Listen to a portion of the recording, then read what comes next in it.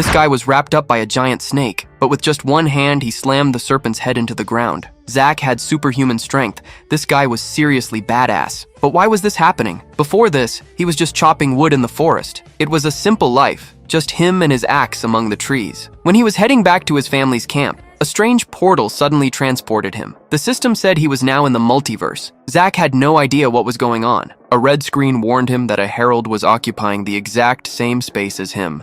And right then, a gigantic beast appeared right in front of him. The screen informed him that the power difference between them was 100,000. In other words, he was screwed. The system then explained the rule. Whoever rolled the lower number would be eradicated, and the numbers started spinning like a freaking casino. Meanwhile, Zach was beating the crap out of the beast. Apparently, the system likes watching people get punched, huh? His number stopped at 96, while the creature's number was still spinning. He started thinking about his family, believing he would never make it home. He grabbed his axe, ready to end it all in one shot. That's when the beast rolled a 91 and was brutally eradicated right in front of him. Zach had survived by just 3 points. When he woke up, he was in the middle of a monstrous forest. The trees were 10 times bigger than the ones in the normal world. Everything was gigantic here, including the monsters. A giant dog came charging at him, while Zach simply swung his axe. Even after getting injured, he sent the beast flying, but it only took a second for everything to go wrong. He ran toward the trailer while the mutant attacked with its dark claws. Zach kept running for his life. The moment he stopped, that beast would catch him. But when he finally got fed up,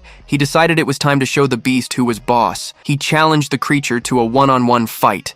The mutant charged at him, and Zach started chopping it with his axe. He chopped and chopped, just like he was cutting firewood back in the forest. But in this world, he had to be cold and brutal, because anyone who went soft wasn't going to survive. And now he was standing there, completely covered in the beast's blood. I'm still waiting for a girl to show up. We just gotta be patient.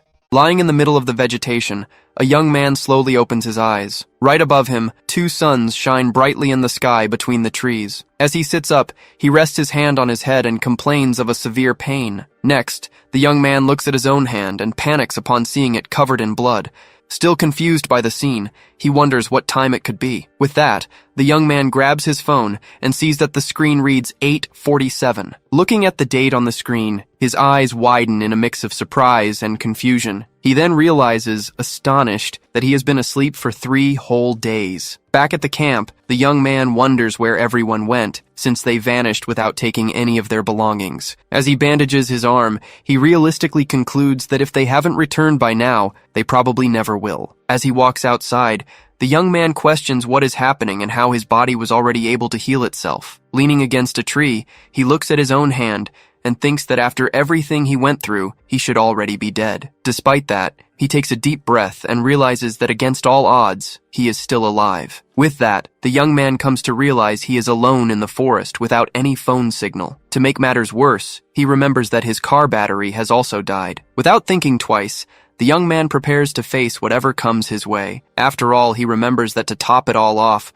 there is also a monster nearby. Facing the forest, the young man tries to understand what that creature was and wonders if aliens could be invading Earth. With that, he fears for the rest of the planet and remembers his father. Right after, the memory of Kenzie also comes to his mind. With a determined look, the young man decides he needs to get back home no matter what. So, he begins to climb the dirt wall to get out of there. To support himself, the young man holds onto his axe tightly. Shortly after, he digs the tool into the wall to pull himself up. Upon reaching the top, the young man is stunned by the view before him. Standing tall, he observes the landscape and wonders if there is still a home left to return to. The young man then notices an endless ocean and questions if he happens to be on an island. With a stern face, he curses the situation and asks what they have done to his world. In a shout, the young man blames the system for everything that is happening. At that exact moment, an electronic chime echoes and a screen appears. A series of system notifications pop up, revealing various titles and bonuses he has acquired. Facing one last notification for reaching level 10, the young man questions what is going on. Looking at the screen in front of him,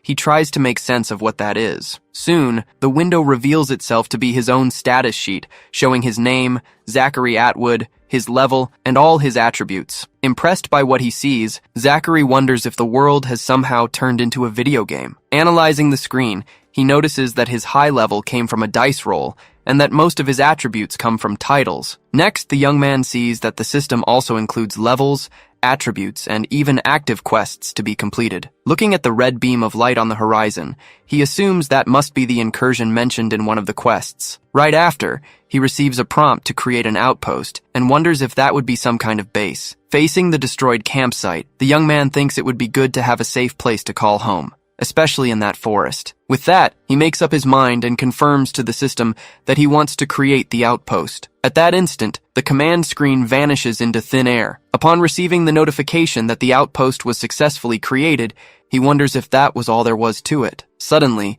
a small floating creature appears and asks what he is doing there. In a quick movement, the young man leaps and prepares to strike the creature with his axe. Facing the creature, the young man is caught off guard and tries to understand what it is. Taking a step back, he realizes that thing is definitely not human. In response, the small floating being says it is also disappointed by who he turned out to be. Startled, the young man loses his balance and misses his strike with the axe. In an instant, a snake tail grabs him by the arm. Terrified, he barely has time to react to the unexpected situation. While trying to catch his balance, the young man regrets that just because he lowered his guard for a second, this happened. Right after, the creature's body coils around him and traps him completely. At that exact moment, a giant snake emerges and glares at him, ready to strike. Even if everything feels like a game, he understands he cannot afford to lower his guard. With that, he concludes that he will need to take risks if he wants to get stronger. Without hesitation, the young man lets go of the snake's body with one hand. In a quick motion, he grabs the creature's head with force. As he crushes it, the young man screams that he refuses to die there. With the impact,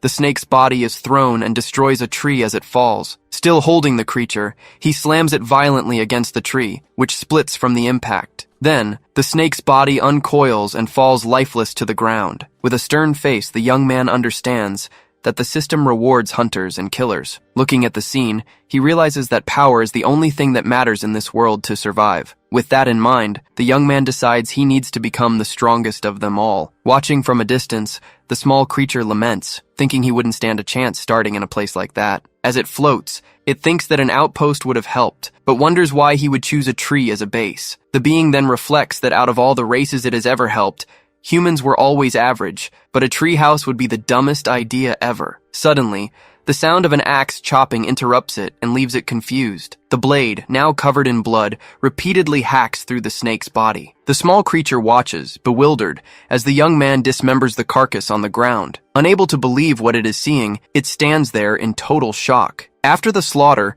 the young man takes a deep breath, exhausted but standing tall. He then turns around and glares at the floating being, still surrounded by the remains of the snake. Bloody axe in hand, the young man prepares to attack his next target. Seeing the scene, the small creature admits that the young man might have some merit, and that perhaps it was wrong in its judgment. Still suspicious, he just glares at it in silence without lowering his guard. The floating being then introduces itself as Veth Abarak, but says he can call her Abby, and explains she was sent to help him with the outpost. While introducing himself as Zach, he asks how she can speak without a mouth and what she means by helping. At that, Abby complains that he is yet another one who didn't pay attention to the tutorial fairies and confirms she is the assistant assigned to his outpost. The young man then retorts that the system never sent him to a tutorial and left him alone in that forest 3 days ago. Hearing this, the other being realizes he truly didn't go through the initial process. Next, she is shocked to learn that the world was integrated just 3 days ago and not months ago, but Zach confirms the information. After processing what she heard, the small creature seems excited about the situation. Abby then celebrates being assigned to a challenger, but the young man doesn't understand what she is talking about. Seeing his confusion, she decides some explanations are necessary and reveals that his world has just been integrated into the multiverse. The creature continues, explaining that the multiverse contains countless planets and has existed for billions of years. She tells him that many people were taken to tutorial cities, and hearing this, Zach asks if his family is safe. Soon, Abby explains that some people cannot absorb cosmic energy naturally. Finally, she concludes that a mortal with this deficiency doesn't stand a chance against the system's dangers and ends up dying. Back at the camp, the young man asks what challengers are. With a serious look, he questions if he is also fated to die. Abby answers that a challenger is a mortal who gains power far beyond expectations. She goes on to say that the system leaves them to die, but they are the only ones who defy that fate. The creature then states that his situation is extreme and that, despite receiving a fantastic opportunity, it won't be easy. The young man questions how almost being killed by a dice roll could be an opportunity, but Abby replies that that's how the system sees it. Right after, the assistant reveals that in the grand scheme of the multiverse, the system's voice is one of the few that actually matter.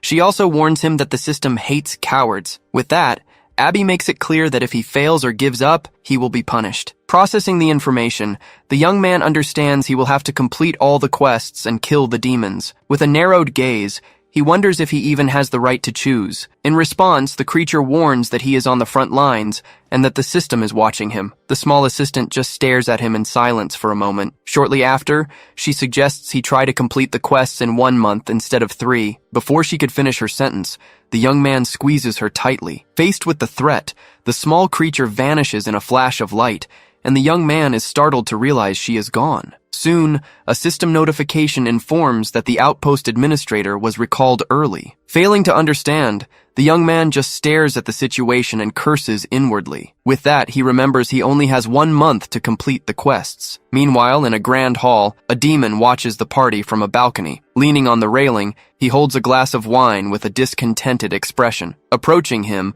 a woman comments that he doesn't seem very happy. She then says he should smile, since today is a day of celebration. But he asks what there is to celebrate. The woman then reveals that his grandfather, Okrel, named him General of the Incursion, an honor anyone in the clan would dream of obtaining. While they talk, other demon nobles observe them from afar. With a stern face, the man says, "That is an honor they would kill to get." The other demon, with white hair and armor, just stares at him in silence. As she steps away, Aaliyah suggests he will have to fight instead of spending time in brothels, but the other replies that she should know him better. While walking down the stairs, he states he won't fight since this is their game, and that he prefers to let the fools believe they are in control. At that exact moment, one of the guests chokes on his drink, his face contorting in agony. Unable to hold himself up, the blonde demon falls to the ground, writhing in front of the other guests. Seeing him like that, one of the female guests screams desperately for help and asks who was responsible. While watching it all, the other young man merely reflects that they will hang themselves with the very ropes they believe they control. In a tranquil stream, the water flows gently between the trees. Nearby, a small bluish creature flies toward the river. At the water's edge, a massive monster takes the opportunity to hydrate. The creature drinks from the stream, oblivious to its surroundings. Suddenly, the small flying being approaches the monster. Without hesitation, it lands right on the giant creature's snout. Then, the little being moves onto the other's back. At this, the monster's ear twitches, already annoyed by the presence. Irritated, it turns around to see what was bothering it. As it turns, the creature finds the young man right behind it. Wasting no time, the youth strikes the monster with a devastating blow. With the victory, he earns the title Demon Slayer, levels up, and receives 100 coins. Beside the creature's body, Zach comments that he finally made it. Checking the system, he realizes leveling up isn't easy, but he gets points to distribute. He then sees he hasn't used the points he got at the start and wonders when would be the best time to apply them. He reflects that the fight against the snake taught him he can't be naive and must maintain his edge. Because of that,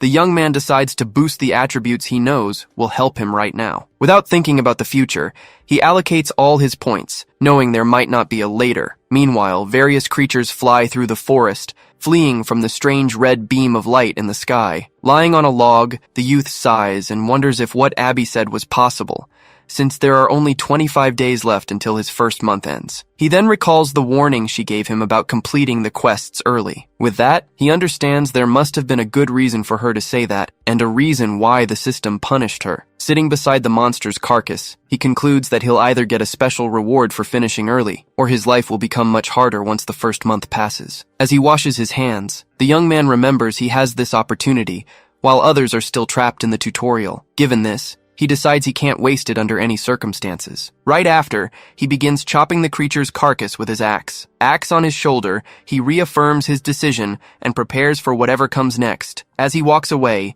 he tells himself it's time to get back to work. When night falls, the youth rests at his camp around a campfire. For dinner, he roasts a piece of meat over the fire. As he analyzes his titles on the system screen, he notices most of them are related to being the first to do something. The first one, for instance, he earned for being the first person in the world to kill a monster. Another of his titles was for being the first to kill an incursion general alone.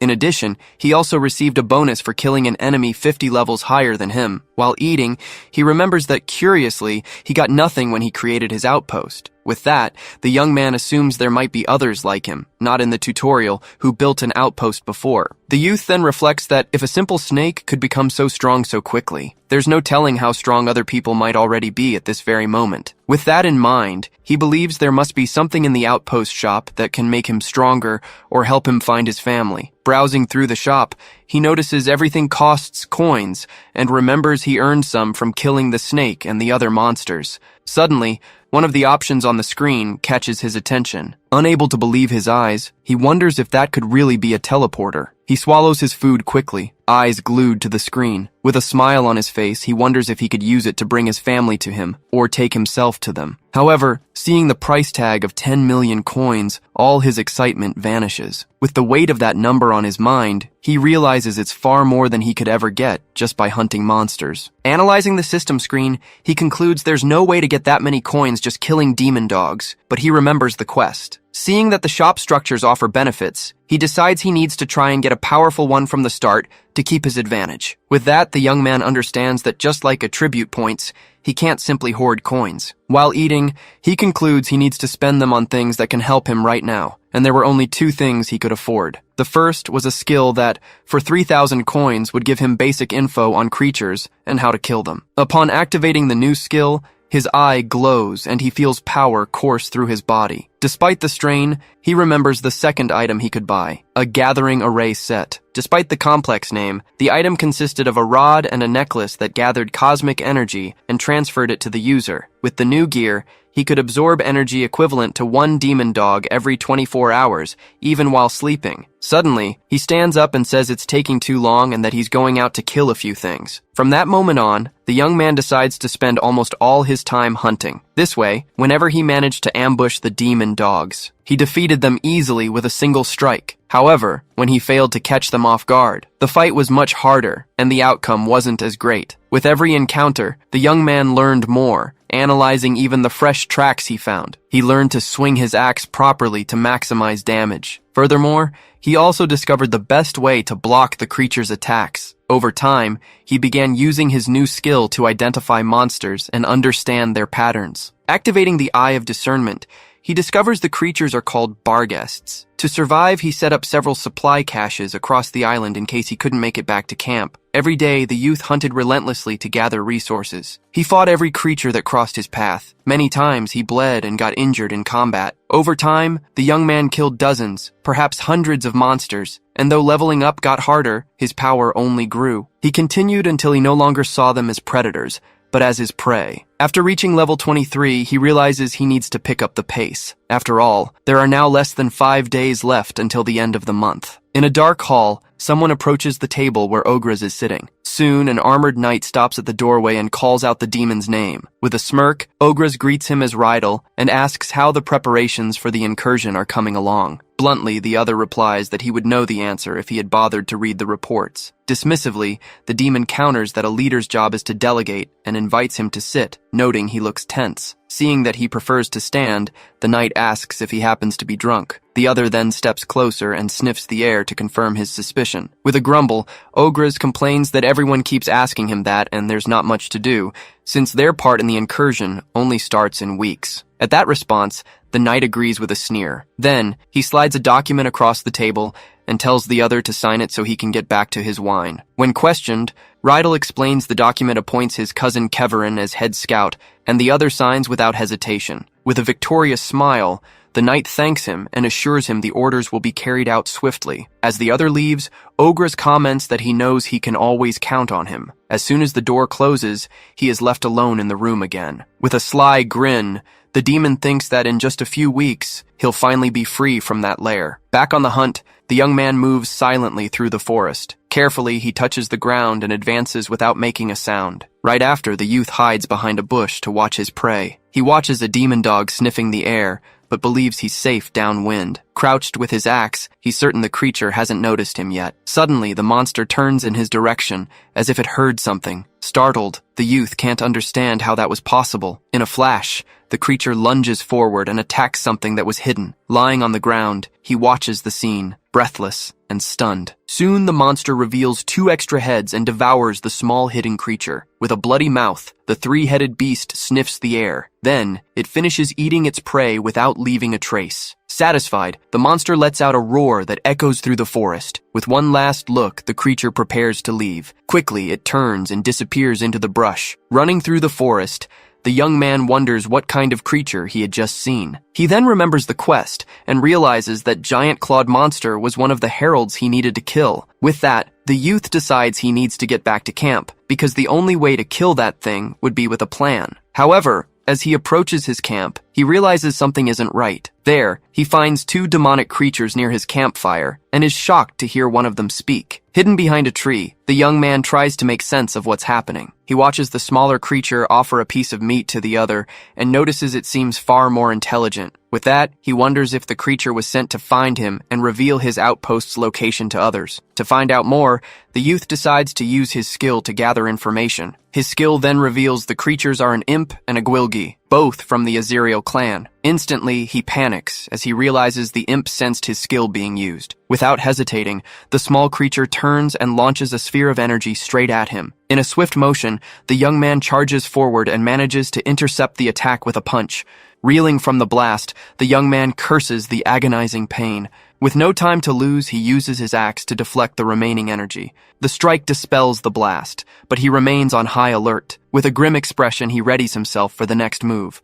In a flash, he charges straight toward his enemies. However, the gwilgi leaps over him, pinning him with its tail. It then slams him violently against the ground. Without hesitation, the beast bites down on the axe handle, trapping it. With a shout, the young man kicks it away and breaks free. Snuffing out the flames on his arm, he wonders what kind of fire that was. Glancing at his shoulder, he realizes the flames barely touched him, yet it feels as though his very soul has been scorched. Watching the scene unfold, the imp smirks and hurls a taunting remark. With a swift snap of its jaws, the gwilgi bites the axe and snaps it in 2. Staring down both foes, the youth realizes he won't deserve his luck if he fails to win. Determined, a fierce grin grows on his face as he braces for battle. Without hesitation, he charges straight at the red creature. At the same time, the imp fires an energy projectile to stop him in his tracks. Nimble and quick, the young man weaves through a barrage of energy blasts. Capitalizing on the distraction, the gwilgi pounces to strike. Moving fast, he catches the beast in midair. Before he can react, the monster bites down hard on his arm. Fighting through the pain, he roars and prepares to counterattack. Using the momentum, he spins in midair and slams the creature into the ground. He then rains down a relentless flurry of punches on the monster. Refusing to give it a moment to recover, he presses the assault. With one final strike, he crushes the beast's skull against the earth. Victorious, the young man stands up and looks down at the fallen creature. From a distance, the imp watches out of breath, a wide grin on its face. Suddenly, a burst of energy strikes the youth head-on, making him cry out in pain. The blast leaves his arm limp as energy crackles around his hand. As the power consumes him, he realizes that everything up to this point was pure luck. In an instant, he presses his hand against his chest, unleashing a wave of power. He reflects that, in the end, everything he achieved was just good fortune. Rising to his feet, he uses the dead beast's tail to drain the energy from its body. With a quick flick, the tail whips through the air. He then realizes that what he's absorbing is cosmic energy, the fundamental building block of the multiverse. Ever since the system arrived and he died for the first time, this energy has been within him. While the gathering item taught him to sense it, and the skill taught him to use it, mastering it was up to him. His body glowing bright, he absorbs every last bit of the creature's energy. Despite the excruciating pain, he focuses to control his newly awakened power. Gripping the tail, he tells the imp that it shouldn't have broken his axe. Seeing this, the little creature frantically asks him what he thinks he's doing. Terrified, the tiny monster lets out a high-pitched shriek of desperation. In a panic, it unleashes a barrage of energy spheres to stop him. Planting his feet firmly, the young man prepares for the final strike. He swings the dead beast's tail like a whip through the air. With a single sweep, he deflects all the energy spheres at once. The massive collision triggers a devastating explosion. Stunned, the imp can barely comprehend the power of the counterattack. In an instant, the blast consumes everything in sight. On the 30th and final day of the first month, the campsite appears peaceful. Nearby, the creatures' bodies are thrown into the water, sinking to the bottom. Back on dry land, the remains of the monsters float lifelessly. The river waters ripple under the weight of the fallen corpses. Sitting down,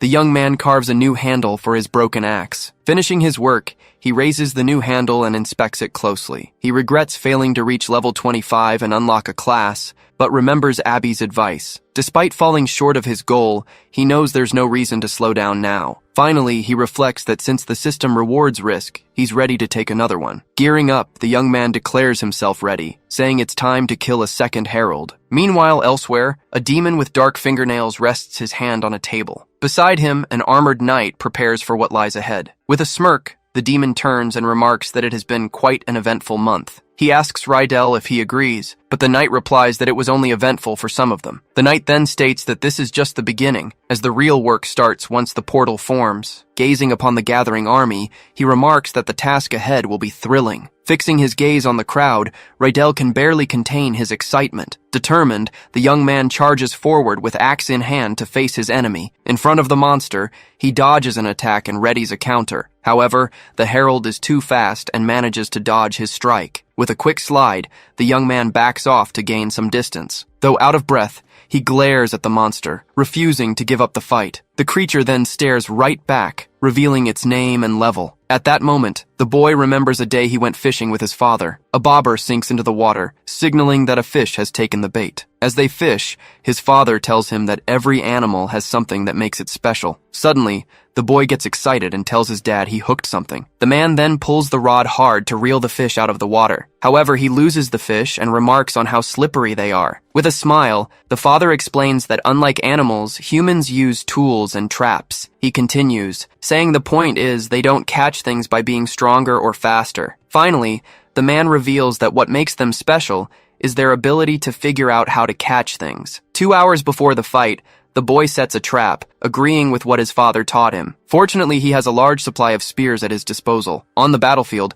the monster roars furiously at its opponent. The young man faces the creature and prepares for combat. He then runs away, luring the herald, knowing he can't win with brute force alone. After all, he understands that a single strike from the monster would be enough to kill him. With that in mind, the young man concludes he must make sure the enemy never hits him. While dodging an attack, he focuses to harness his energy. The young man then channels the cosmic energy into his arms. With a bright glow, the energy flows throughout his entire body. He realizes he can channel this energy to different parts of his body, making them stronger and tougher for combat. Seeing the monster charge again, the young man doesn't back down. He taunts it to draw it in, knowing he isn't a cultivator. With a limited pool of energy, the young man knows every single drop has to count. As he lures the creature, he keeps in mind that there is no room for error. With a roar, the herald lunges for the final attack. The young man then focuses for one last push. He channels the energy into his legs for an extra burst of speed. With a powerful leap,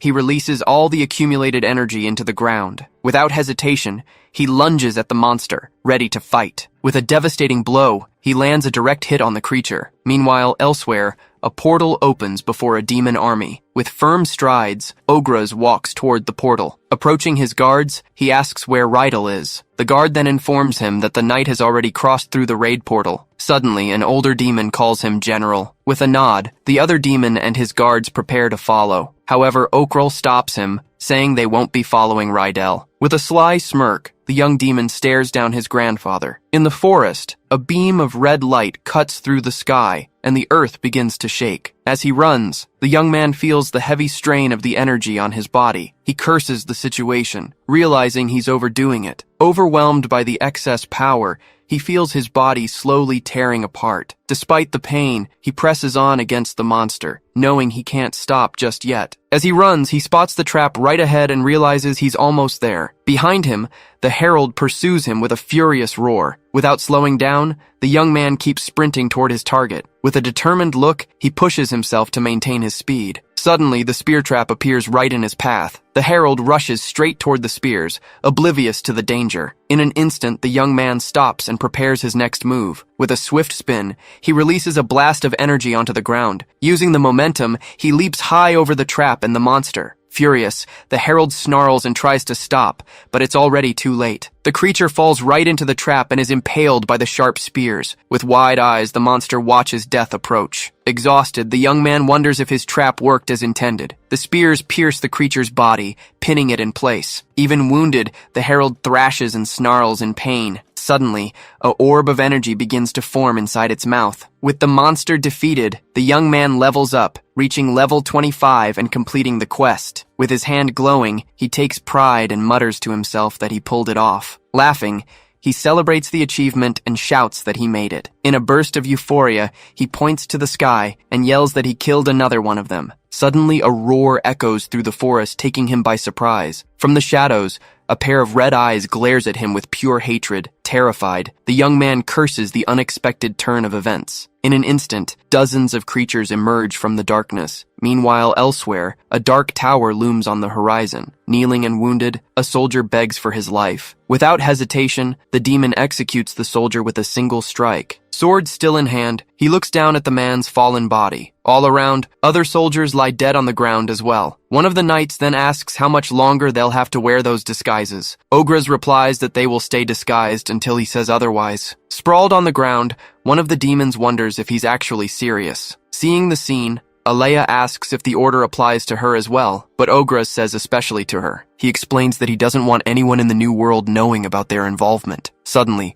one of the knights grabs him by the throat and asks if he's sure that's wise. Black tears stream from the demon's eyes as he loses consciousness. The knight then slams him to the ground and warns him that they will be without his grandfather's protection. Unbothered, Ogres tells him to let it be. Lying on the ground, he reflects that he's sick and tired of his clan and their betrayals. With a hardened look, the young man states that all that's left to do is to find the locals of this new world. As he runs through the forest, the young man is surrounded by monsters on all sides. Gasping for air, he curses his luck, completely blindsided by the situation. He realizes the creatures have him totally surrounded. He wonders why Abby didn't warn him that killing a herald would summon every beast on the island. He notices his cosmic energy is running dangerously low after using it all in the previous fight. With no energy left, he knows running from the horde is impossible. He realizes that if he stops, even for a second, they'll tear him to shreds. Suddenly, one of the monsters leaps at him to strike. With a precise blow, he manages to parry the creature's attack. Even battered and bruised, he keeps fighting for his life. Suddenly, he feels a small surge of energy replenished after killing the Gwilgi. He realizes that if he keeps killing and absorbing energy at the same rate he spends it,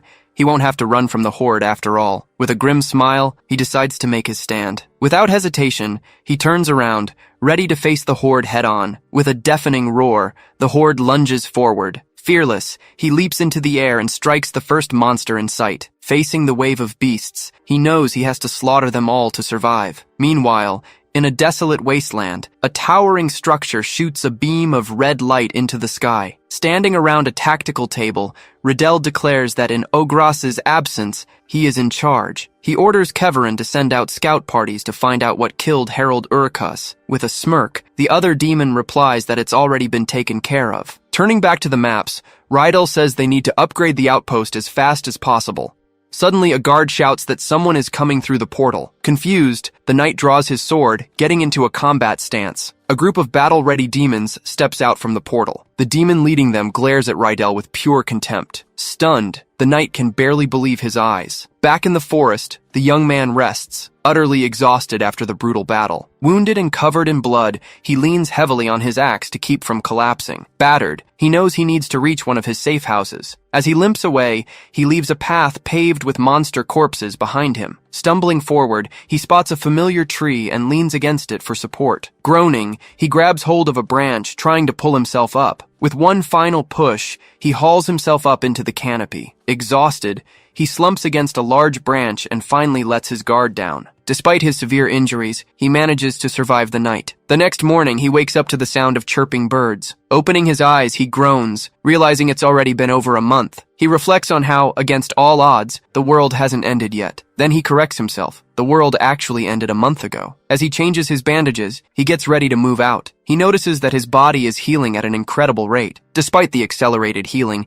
he knows he's still far from a full recovery. Keeping that in mind, he decides he'll finally select his class once he gets back home. Suddenly, the snap of a twig breaks the silence, making him freeze. With a hardened look, he wonders if he's being followed. Moments later, he spots a demon walking through the woods. Watching from a distance, he tries to make sense of what's happening. Hidden in the bushes, he can hardly believe he's looking at an actual demon. Suddenly, the demon drops to one knee and examines a set of tracks on the ground. The demon curses Ogres in a foreign tongue for leaving him behind. With a smirk, the young man lunges forward and knocks the demon out with a swift strike. After dropping his target, he grabs the enemy's weapon, thanking him for the free loot. Without hesitation, he slings the demon over his shoulder and hauls him away. He ties him securely to a tree stump for interrogation. To wake him up, he splashes a handful of water onto his face. Startled, the demon calls out for his partner, but nobody answers. The young man presses the blade of his axe against the demon's throat, shutting him up instantly. Holding a floating mug of water, he greets the demon,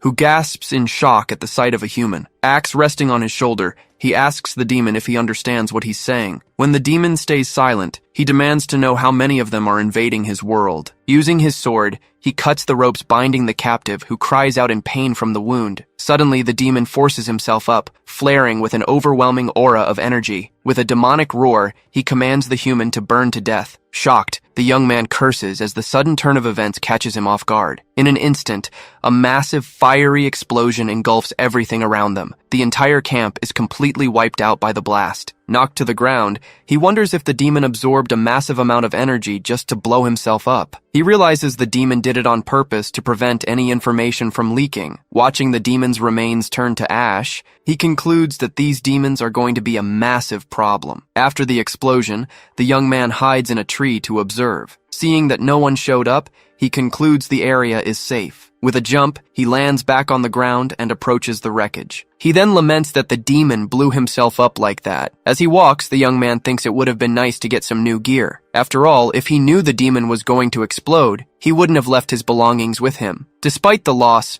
he consoles himself with the fact that he got a new axe. With the new weapon in hand, he mentions that his old axe was on its last legs anyway. On top of that, he's excited to finally reach level 25. With a smile, he prepares to choose his new class. However, he remembers there's one thing he needs to do first. Crouching down, he opens the system interface and selects an item. In an instant, an equipment crate appears right in front of him. Opening the crate, he wonders if this is really what he bought. Wasting no time, he grabs one of the items and rushes to set it up. As he drives the last stake into the ground, he prepares to activate the system. With a smirk, the guy wonders if this thing is actually going to work. Right on cue, a notification confirms the item's activation. A wave of energy spreads through the stakes, enveloping the entire campsite. Within seconds, a dome of energy forms, protecting the whole area. In the blink of an eye, the dome fades, blending seamlessly into the environment. Touching the barrier, the young man is impressed and says it's amazing. He then realizes that with the camouflage,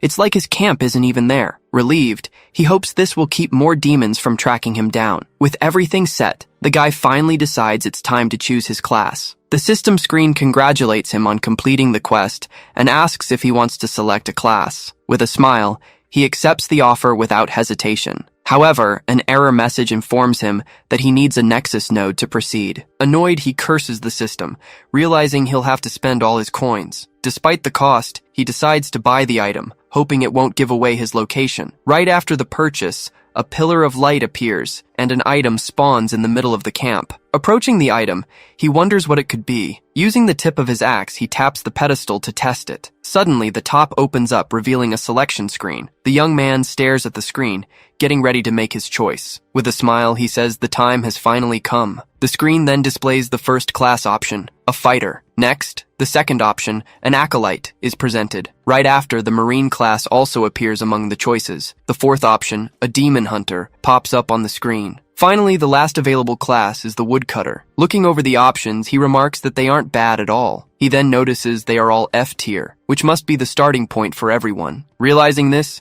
he knows it's the most important decision he's made in a long time. To start, he decides to eliminate the fighter and acolyte classes since they're too basic. He also considers that while the demon hunter is strong now, it could be a drawback in the future. After all, he doesn't like the idea of only being strong against one type of enemy. He needs to be ready for anything, not just demons. He also rules out the Marine class, as it seems to have the same issues, only worse. He realizes he doesn't want to be restricted to naval combat, which leaves him with just one choice. He then considers that the system rewards the brave, and this rare class must be a prize for risking his life. With a smirk, he says that being limited to axes is actually an advantage. Without hesitation, he grips the crystal with both hands. With a shout, he chooses the Woodcutter class and absorbs the crystal's power. A surge of energy rushes through his body as the system confirms his class selection. With the choice made, he earns 3 new titles along with stat bonuses. The energy flows through his whole body, empowering him completely. His body transforms, his muscles hardening with the newly acquired power. All of his stats shoot up significantly all at once. Exhausted,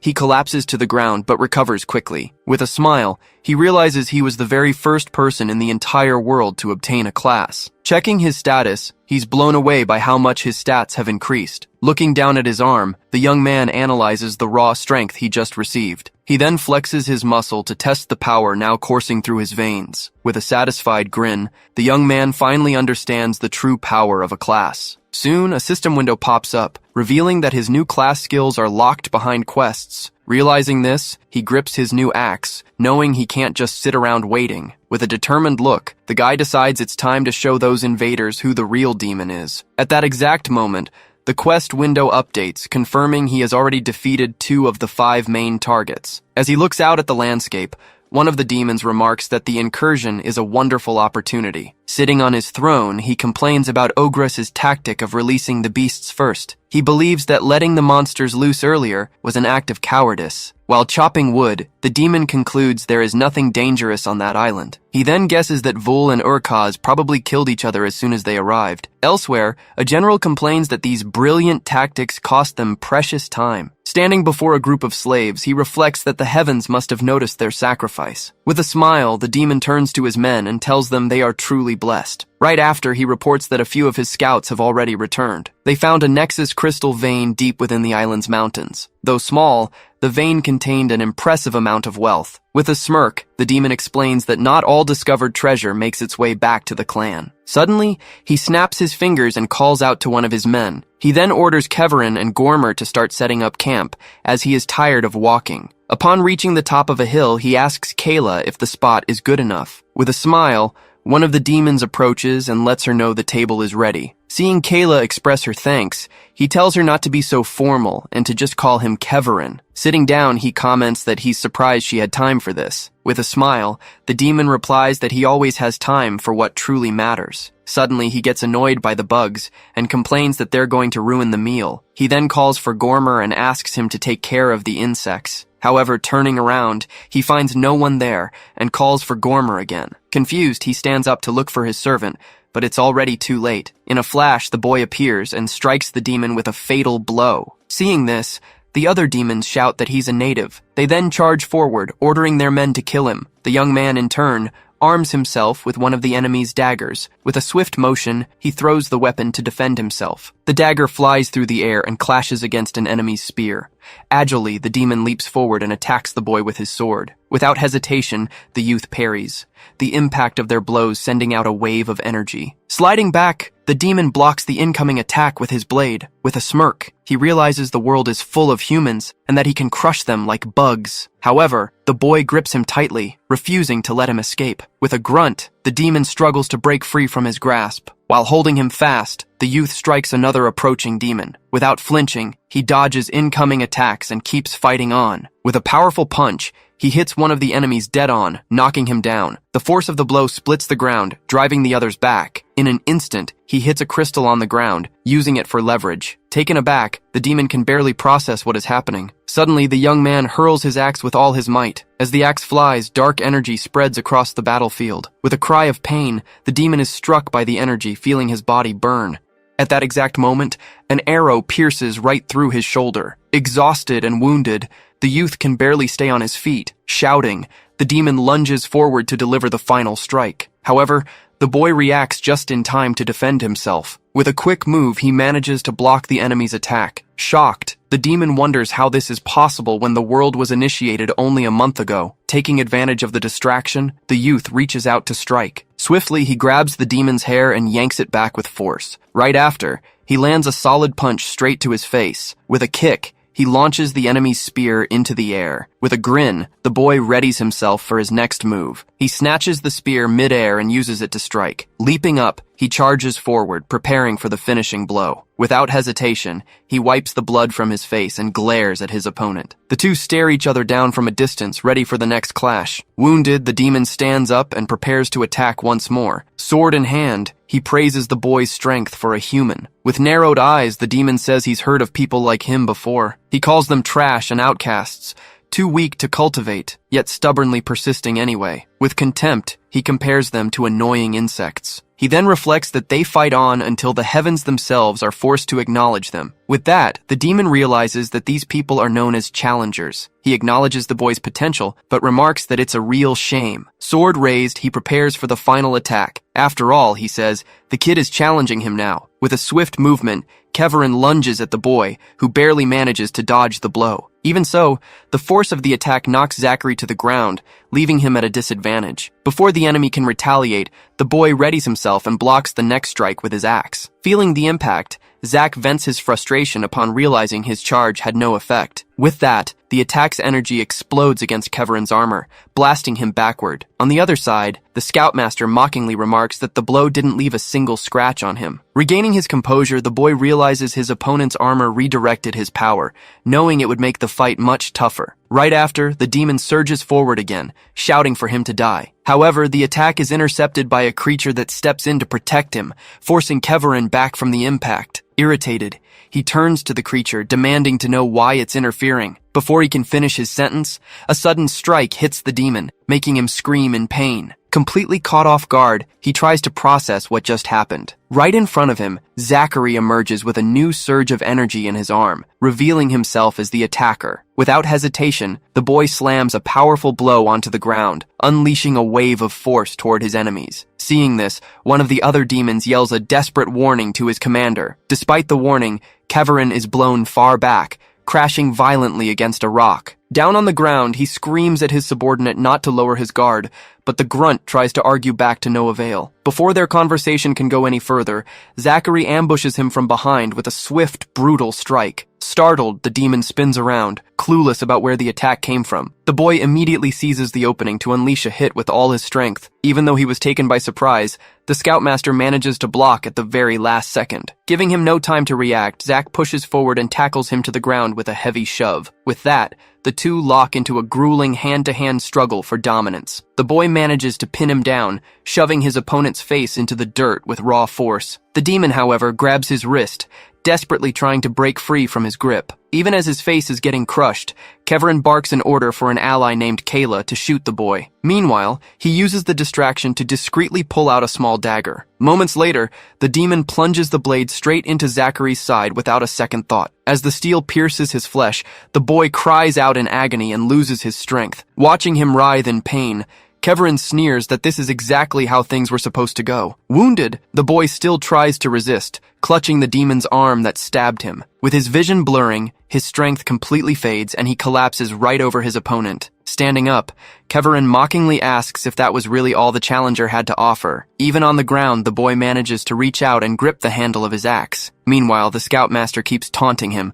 calling him nothing more than a bug. Just as he prepares to deliver the final blow, a system notification suddenly pops up. Lying on the dirt, Zachary catches his breath while his axe now sits buried deep in the demon's chest. As he tries to push himself up, the boy groans in pain, feeling an arrow pierce his back. Up ahead, a female archer barks an order for the human not to move. Keeping a safe distance, she keeps her bow trained directly on him. Ignoring her order, the boy shouts as a fresh wave of energy surges into his hand. With that, he glares at his new foe with fierce determination in his eyes. The woman repeats her command, warning him that she won't let him get away after what he did to Keverin. She then vows to make him pay, but the boy simply responds that they'll see about that. In the background, the scoutmaster's body lies motionless while Zachary rests, completely drained. With the battle over, the boy decides to loot the enemy, thinking it'd be nice to grab some decent gear since the first demon blew himself up. Rummaging through the possessions, he finds a small pouch that feels way heavier than it should be. Curious, he smirks and opens it, stunned by what he finds inside. An absurd amount of items spills out and floats into the air, instantly explaining the weird weight. Sorting through the pile,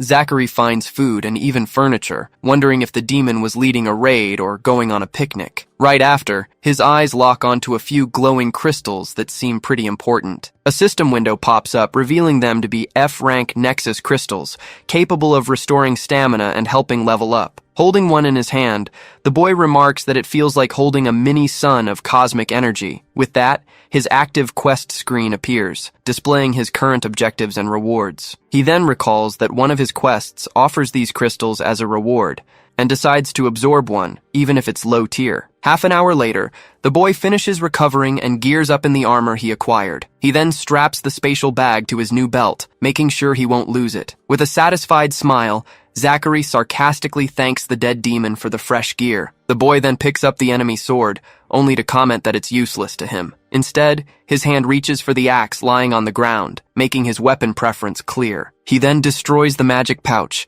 stating he'd rather not let the demon's buddies get their hands on it either. Next, he opens his system interface, noting that he's making solid progress on his quests. Checking the list, he notices that even after a month, the Raid Master quest shows 0 progress, making him wonder if he needs to clear the area first. Looking over his skill set, the boy comes to the conclusion that he still has a long way to go to get stronger. He lets out a sigh, remembering he's already slain 2 heralds, but still has to deal with the imps, an unknown mob type, and the raid general himself. Walking away from the corpses, the youth realizes he has no idea where to find the imps, let alone who the 4th herald is. Stepping deeper into the forest, he realizes that for now he's only got one real choice left. With a resolute look in his eyes, Zachary decides to lock onto his next target, the raid general. Stashing himself in the thick brush, he peers at the enemy base, muttering that it's time to see how they like being invaded for a change. Inside the enemy base, one of the demons screams that their troops outside the gate are being slaughtered,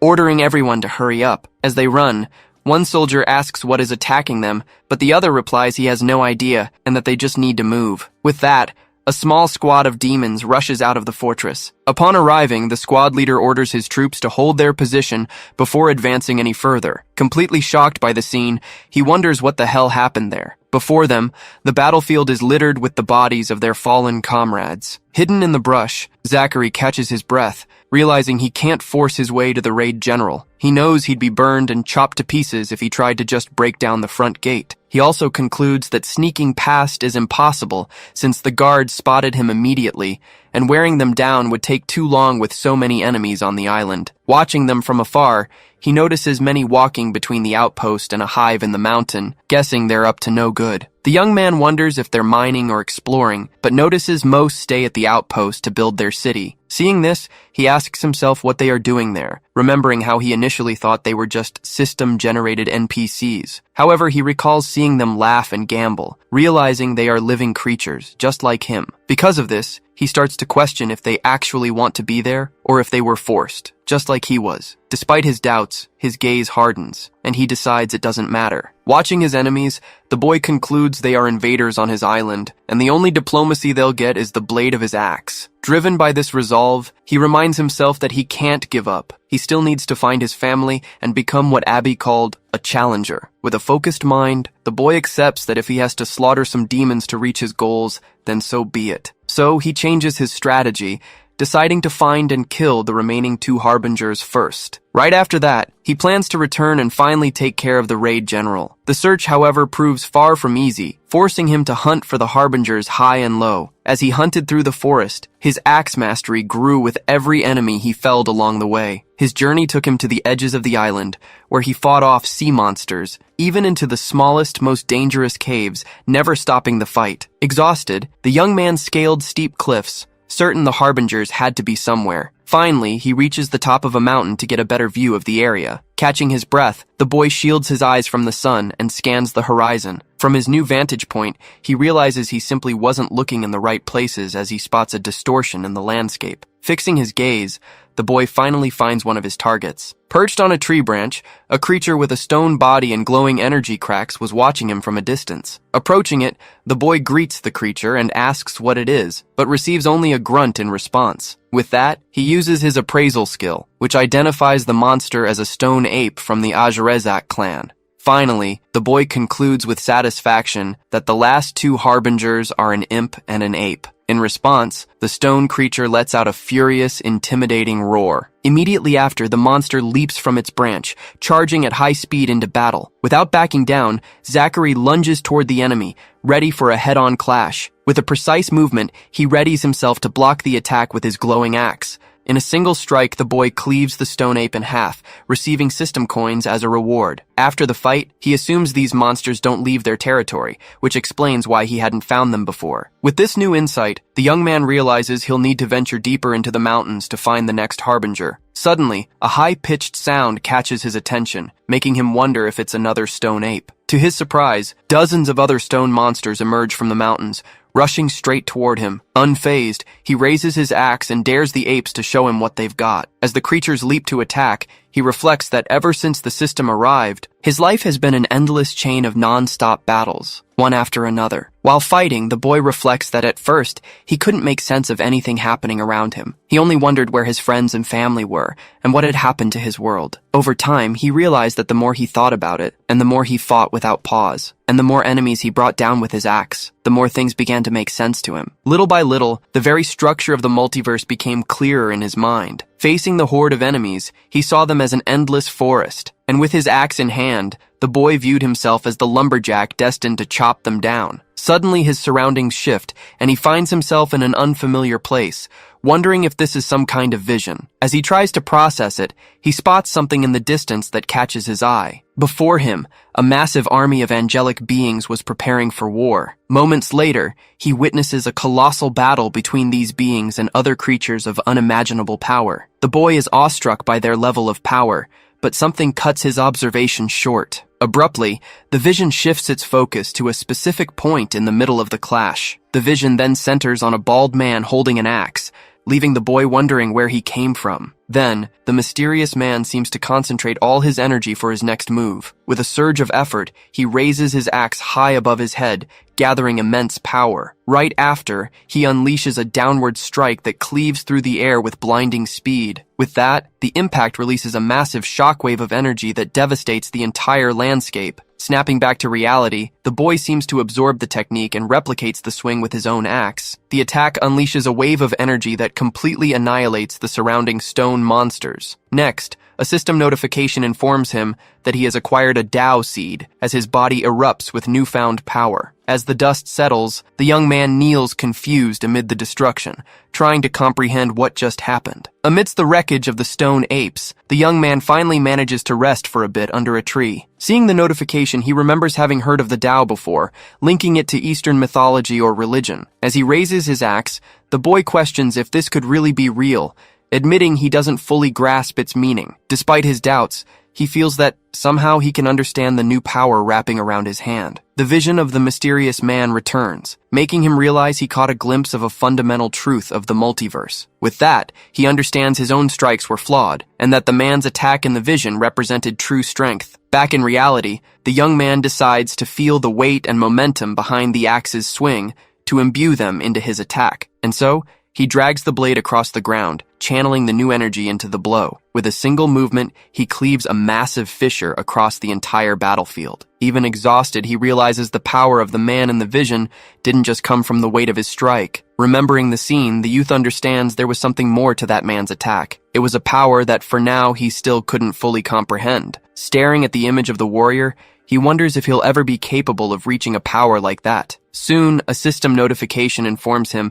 that he was the third in the world to achieve enlightenment and form a Tao seed. Surprised, the young man processes the fact that he was only the third to accomplish such a feat. With this discovery, he realizes there are others like him scattered across the globe. Reflecting on the end of the tutorial, the young man wonders how many other geniuses might be perfectly suited for cultivation. Frustrated, he thinks that while he's trapped on this island, humanity might already be rebuilding and fighting back. With that, he realizes that since he had always been at the forefront, this was the first time he ever felt surpassed. Checking his stats, Zachary decides he needs to push himself even harder to reach his goals. Surveying the destruction, he concludes that when the dust settles, the strongest will decide the new world order. Suddenly, something catches his attention amid the silence. With a smirk, the boy realizes he was so focused on other things that he almost missed an important detail. As he relaxes, he sees that his other quest is nearly complete, with only a few kills remaining. Meanwhile, in a dark room of a distant castle, a messenger approaches to deliver his report. Hearing the news,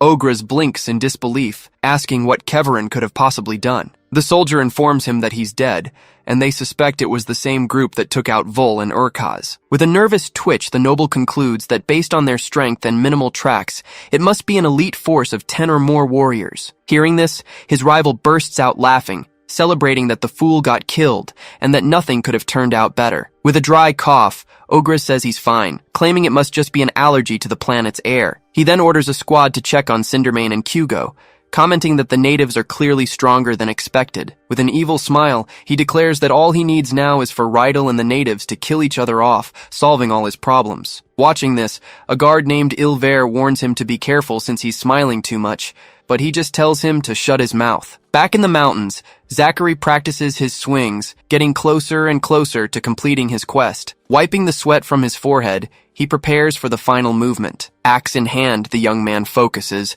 knowing he only needs one more. Channeling the new energy, he delivers a powerful final blow, completing the system task. With that, his body is enveloped in an aura of power emanating from his axe. The scene then shifts to a steep, rocky mountain. The boy begins climbing the massive stone wall with determination. Pushing through the effort, he climbs higher and higher, gripping the cracks in the rock. Reaching the top, he looks down at the imp camp below. To draw out his enemies, he draws the attention of a group of stone apes, who turn around in confusion. Enraged, the creatures roar and charge toward their new target. With a focused glare, the young man prepares for the approaching battle. He grips his axe tightly as it begins to glow with accumulated energy. Before him, the horde of stone apes leaps in his direction, ready to strike. His body wrapped in power, the youth prepares to unleash his new technique. In a single whisper, he concentrates all his intent into the next strike. The axe's energy expands, forming an even larger blade of power. With a swift motion, the young man swings,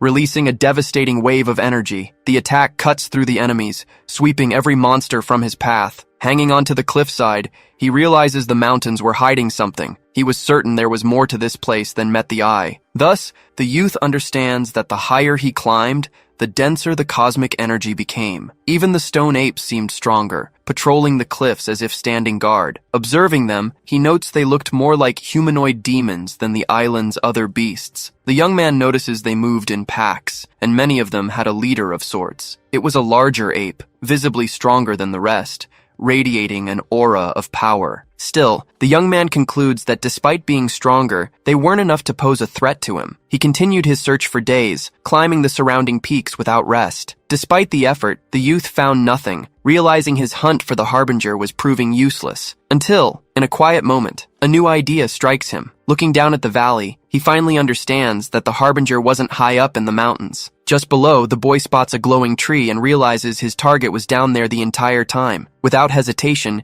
he begins scaling down the cliff toward his destination. As he draws closer, a strange sensation washes over the area. Suddenly, the young man stops, sensing something that made no sense. Before him, the tree glowed with mystical energy, leaving him bewildered by the sight. Trying to make sense of what happened there, he spots a solitary figure sitting beneath the tree. Sitting in meditation, the system identifies him as Cindermane, the level 58 stone ape harbinger. Suddenly, the herald snaps his eyes open, revealing immediate killing intent. Without wasting a second, the young man lunges forward with his axe, but the blow is stopped by his enemy's bare hands. With astounding force, the monster's claws clamp around the blade, locking it in place. Even using all his strength, Zachary can't move his weapon a single inch. Meanwhile, Cindermane grips the axe firmly, flexing his physical dominance. All of a sudden, a third eye opens on his forehead, glowing with intense energy. With that, a golden aura of power engulfs the herald's entire body. Seeing this unfold, the boy realizes things just got way more complicated. Immediately after,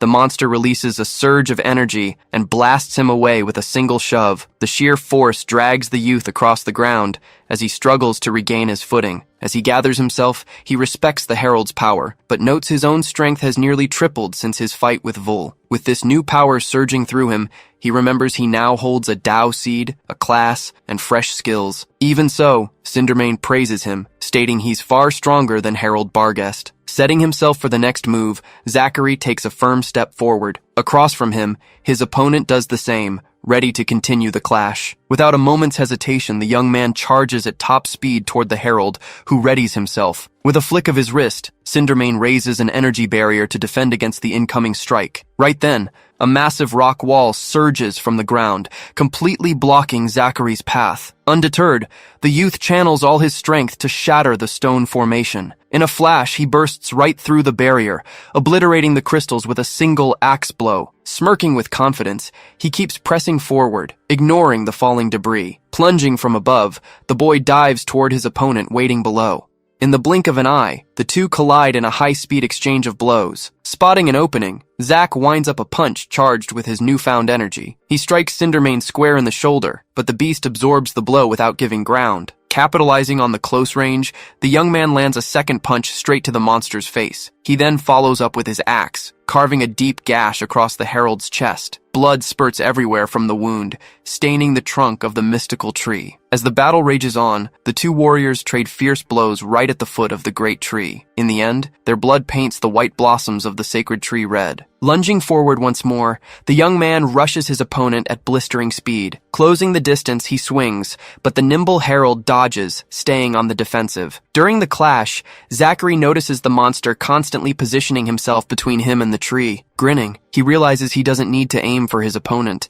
He just needs to fake an attack on the small tree. Letting out a battle cry, the boy charges full force toward the sacred tree. Just as planned, Cindermane leaps in front of the strike, taking the direct hit of the axe on his own body. Seeing this, Zachary celebrates that his plan worked. As the beast was so desperate to protect the tree, he sacrificed himself. With a roar, the herald grabs the axe blade with his hand, stopping the blow through sheer brute force. Awestruck by the sight, the young man acknowledges his rival's sheer determination. In that moment, he realizes the monster knows what he wants and is ready to give everything to protect it. With that, the youth lands a direct punch to the herald's face, saying that in that regard, they're just the same. The blow hits dead on, burning the beast's flesh with the impact of raw energy. In response, Cindermane lets out a deafening roar that echoes across the entire valley. The sound of battle reverberates through the mountains, drawing the attention of everything nearby. Hearing the screech, Zach recalls the normal stone apes made the exact same sound, and decides he needs to finish this now. Before he can react,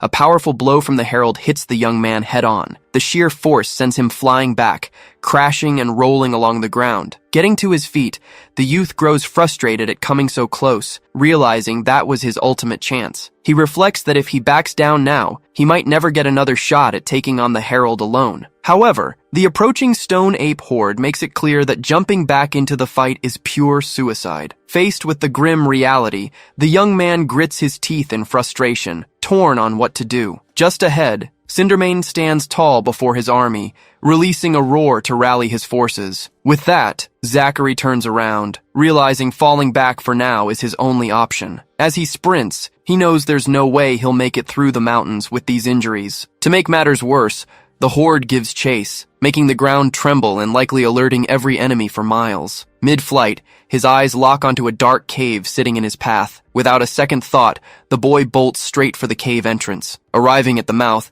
he slides across the ground, stopping right at the edge of the opening. Close behind, the monster horde swarms in, surrounding the entrance to the cave. Now inside the pitch-black space, the youth catches his breath, admitting that might have been a really stupid idea. Despite his dire situation, he knows if he wants to survive and kill the heralds, he'll need a new strategy. The young man understands that this time, he'll need much more than a small fissure to break free. Unleashing his full power, he detonates the cave's structure to collapse the entryway. The explosion causes the rock ceiling to cave in, forming a massive barricade that shuts out the horde. As the dust settles, the youth finally finds safety inside the dark cave, now completely sealed off by the collapse. 13. With one last effort, he uses all his strength to blow up the cave entrance. The explosion causes the rocks to collapse, blocking the passage and stopping the horde's advance. Amidst the dust, the young man finally finds himself safe inside the cave, now sealed by the cave-in. Exhausted, the guy sits down to rest in the silence of the newly sealed cavern. As he bandages his wounds, he laments that even though he's stronger than ever, it's still not enough, now trapped while time ticks away. At least he takes comfort in knowing where one of the last two heralds is, needing only to find another way out. Struggling to stand, he assumes there must be a passage, perhaps connected to the mines where he saw the demons working. With that, the young man decides there's only one way to find out and starts walking deeper into the cave. He then ventures deeper and deeper into the darkness in search of a new path. The corridor leads him through a passage illuminated by glowing blue crystals on the walls. Touching one of the walls, he notices the cosmic energy there is denser, much like what he felt at the mountain peak. Analyzing a fragment, the young man suspects the fourth herald might be inside the mountain itself. The idea makes sense to him, since he searched the rest of the island and found nothing. Suddenly, a distant sound makes him freeze, realizing something is in the dark with him. Carefully, the guy presses himself against the wall, listening to the sound of approaching footsteps. Hidden in the dark, the young man confirms his suspicions when he spots his target. Seeing an imp running through the cave, he concludes the creature's herald must be nearby as well. Suddenly, a larger, darker version of the demon appears holding a crystal, mockingly asking where he thinks he's going. The little imp ignores its presence and keeps moving, chuckling as it approaches a crystal-filled area. With a mischievous grin, the demon moves at high speed, seeming to multiply for a split second. Reaching its destination, it adds the items to a pile of Nexus crystals, making the guy wonder if it was hoarding them. The young man is surprised, not knowing monsters had any use for the crystals, but something more important catches his eye. With a sly smile, he realizes he can follow the creature to find the source of all that power. Just as he prepares to trail the imp, a sudden attack cuts him short. Before he can react, a lizard-like monster lunges out and strikes the little demon, which shrieks in pain. Seeing this, the young man curses the change of plans and wonders what kind of creature that was. The lizard then swallows the imp whole as dark energy wraps around it. Immediately after, the monster's body begins absorbing the demon's energy, undergoing a transformation. In its new form, the creature slams its foot heavily onto the ground. Without hesitation, it charges straight at the young man, who readies himself for the incoming attack. With a single strike, the guy slices the monster in half, ending the fight instantly. After the battle, he sighs, frustrated over losing his only lead. Standing before the pile of crystals, the young man grabs one of the largest for himself. With that, he decides he'll have to track down the imps as best he can. Stashing the crystal away, the boy ventures deeper into the cave to find a new path. Suddenly, a foul, overpowering stench fills the air around him. Covering his face, he sarcastically thinks tracking them will be easier than expected. He just needs to follow that awful stink. As he walks, the guy wonders if the imps have ever heard of a bath, noting the smell isn't the only thing getting stronger. Amidst the stench, a distant metallic clanging catches his attention. He realizes the noise is echoing through the tunnels, confirming he isn't alone. Soon, the young man figures out what's happening as he hears the sound of pickaxes, concluding the demons are mining. With an annoyed glare, he realizes they are harvesting his Nexus crystals. Next, he hears voices speaking in a demonic language coming from a nearby tunnel. Concerned, the boy realizes the sounds are very close and prepares for combat. Looking around, he sees there's nowhere to hide, just as another voice draws near. With heavy steps, 3 demons approach, walking through the cave. Moments later, they emerge from the tunnel, looking exhausted from their work in the mine. One of the demons complains to his buddy, saying the female boss treats them like slaves, but the other warns him to be careful and not let her hear him. Brushing it off, the first replies they're far enough away, and that she wouldn't hear him even if he screamed. As they walk, He keeps whining about being accused of theft despite his heavy load, then asks where they're headed. His partner reveals that someone named Local found a vein packed with crystals, making the other grin at the thought of finally snatching some for himself. Noticing the fear in his companions, he asks what their problem is. Scornfully, the demon questions why they're so afraid of her, while the others tremble in terror. Before they can answer, the young man appears in the blink of an eye and strikes him from behind. Terrified by the sight, the two survivors watch in shock, unable to comprehend what just happened. Then, one of them screams for them to run, but it was already too late to escape. Amidst the chaos, Zachary turns with a cold glare, ready for the next strike. Suddenly, a foot wrapped in red bandages stomps hard on the ground, drawing his attention. The impact causes energy from the earth to burst out, creating a small explosion. In the distance, another demon watches the scene, gnashing its teeth in rage. With a swift blow, the young man finishes off one of the demons, while the last one watches in absolute horror. As he runs, the survivor thinks it can't end like this, especially when he was so close to his destination. Before he can warn his comrade Kugo, a dagger strikes him dead on, making him scream in pain. The force slams him against the wall, where he collapses lifeless to the floor. Giving no time for a reaction, a hooded figure dashes forward at blinding speed. Even wounded, the demon tries to reach out, but his strength fades before he can do anything. With a precise move, the hooded figure finishes him off, slitting his throat. With the last demon dead, a bit of blood splatters onto Zachary's boots. Pulling the dagger from the corpse, the young man remarks that that was a close one. He then concludes he managed to take them out before they could raise the alarm. With a sigh of relief, he realizes the situation could have turned out really bad. Turning around, the young man is met with an unbelievable sight and curses his awful luck. Before him, the cave opens into a massive hall, crawling with imps and dark creatures. Noticing the intruder, one of the demons gasps in surprise, recognizing him as an elite native. In response, the small imps turn on high alert, demanding to know what the newcomer is doing there. In the center of the hall, the system identifies him as Kugo, the level 44 imp chief. Smirking, Zachary realizes he must be the fourth harbinger and steps forward with confidence. In response, Kugo lets out a shriek and fires a powerful wave of dark energy straight at him. With a swift slide, the young man grazes across the ground, dodging the blast by a hair. He immediately charges one of the guards, who raises his shield to brace for impact. The young man's strike is blocked by the demon's defense, absorbing the full force. Despite the block, the sheer force of the strike begins to crack the enemy's shield. Seeing the opening, a flash of determination gleams in Zachary's eyes. Quickly juking, he slips past the red-haired demon, leaving him turning in confusion. Grabbed by the neck, the red-haired demon yells at his ally Zerez to kill the kid right now. Taking advantage of the angle, the young man impales Zerez right through the other demon's body. Seeing this, Kugo lets out a high-pitched screech and unleashes another blast of dark energy. The surging wave of dark energy forces the fighters to break away. With a sarcastic apology, the young man uses the demons' bodies as a springboard to leap away. He vaults over them, using the momentum to hurl himself directly at Kugo. With a cry of pain, the harbinger takes a direct hit and is engulfed in dark flames. Upon landing,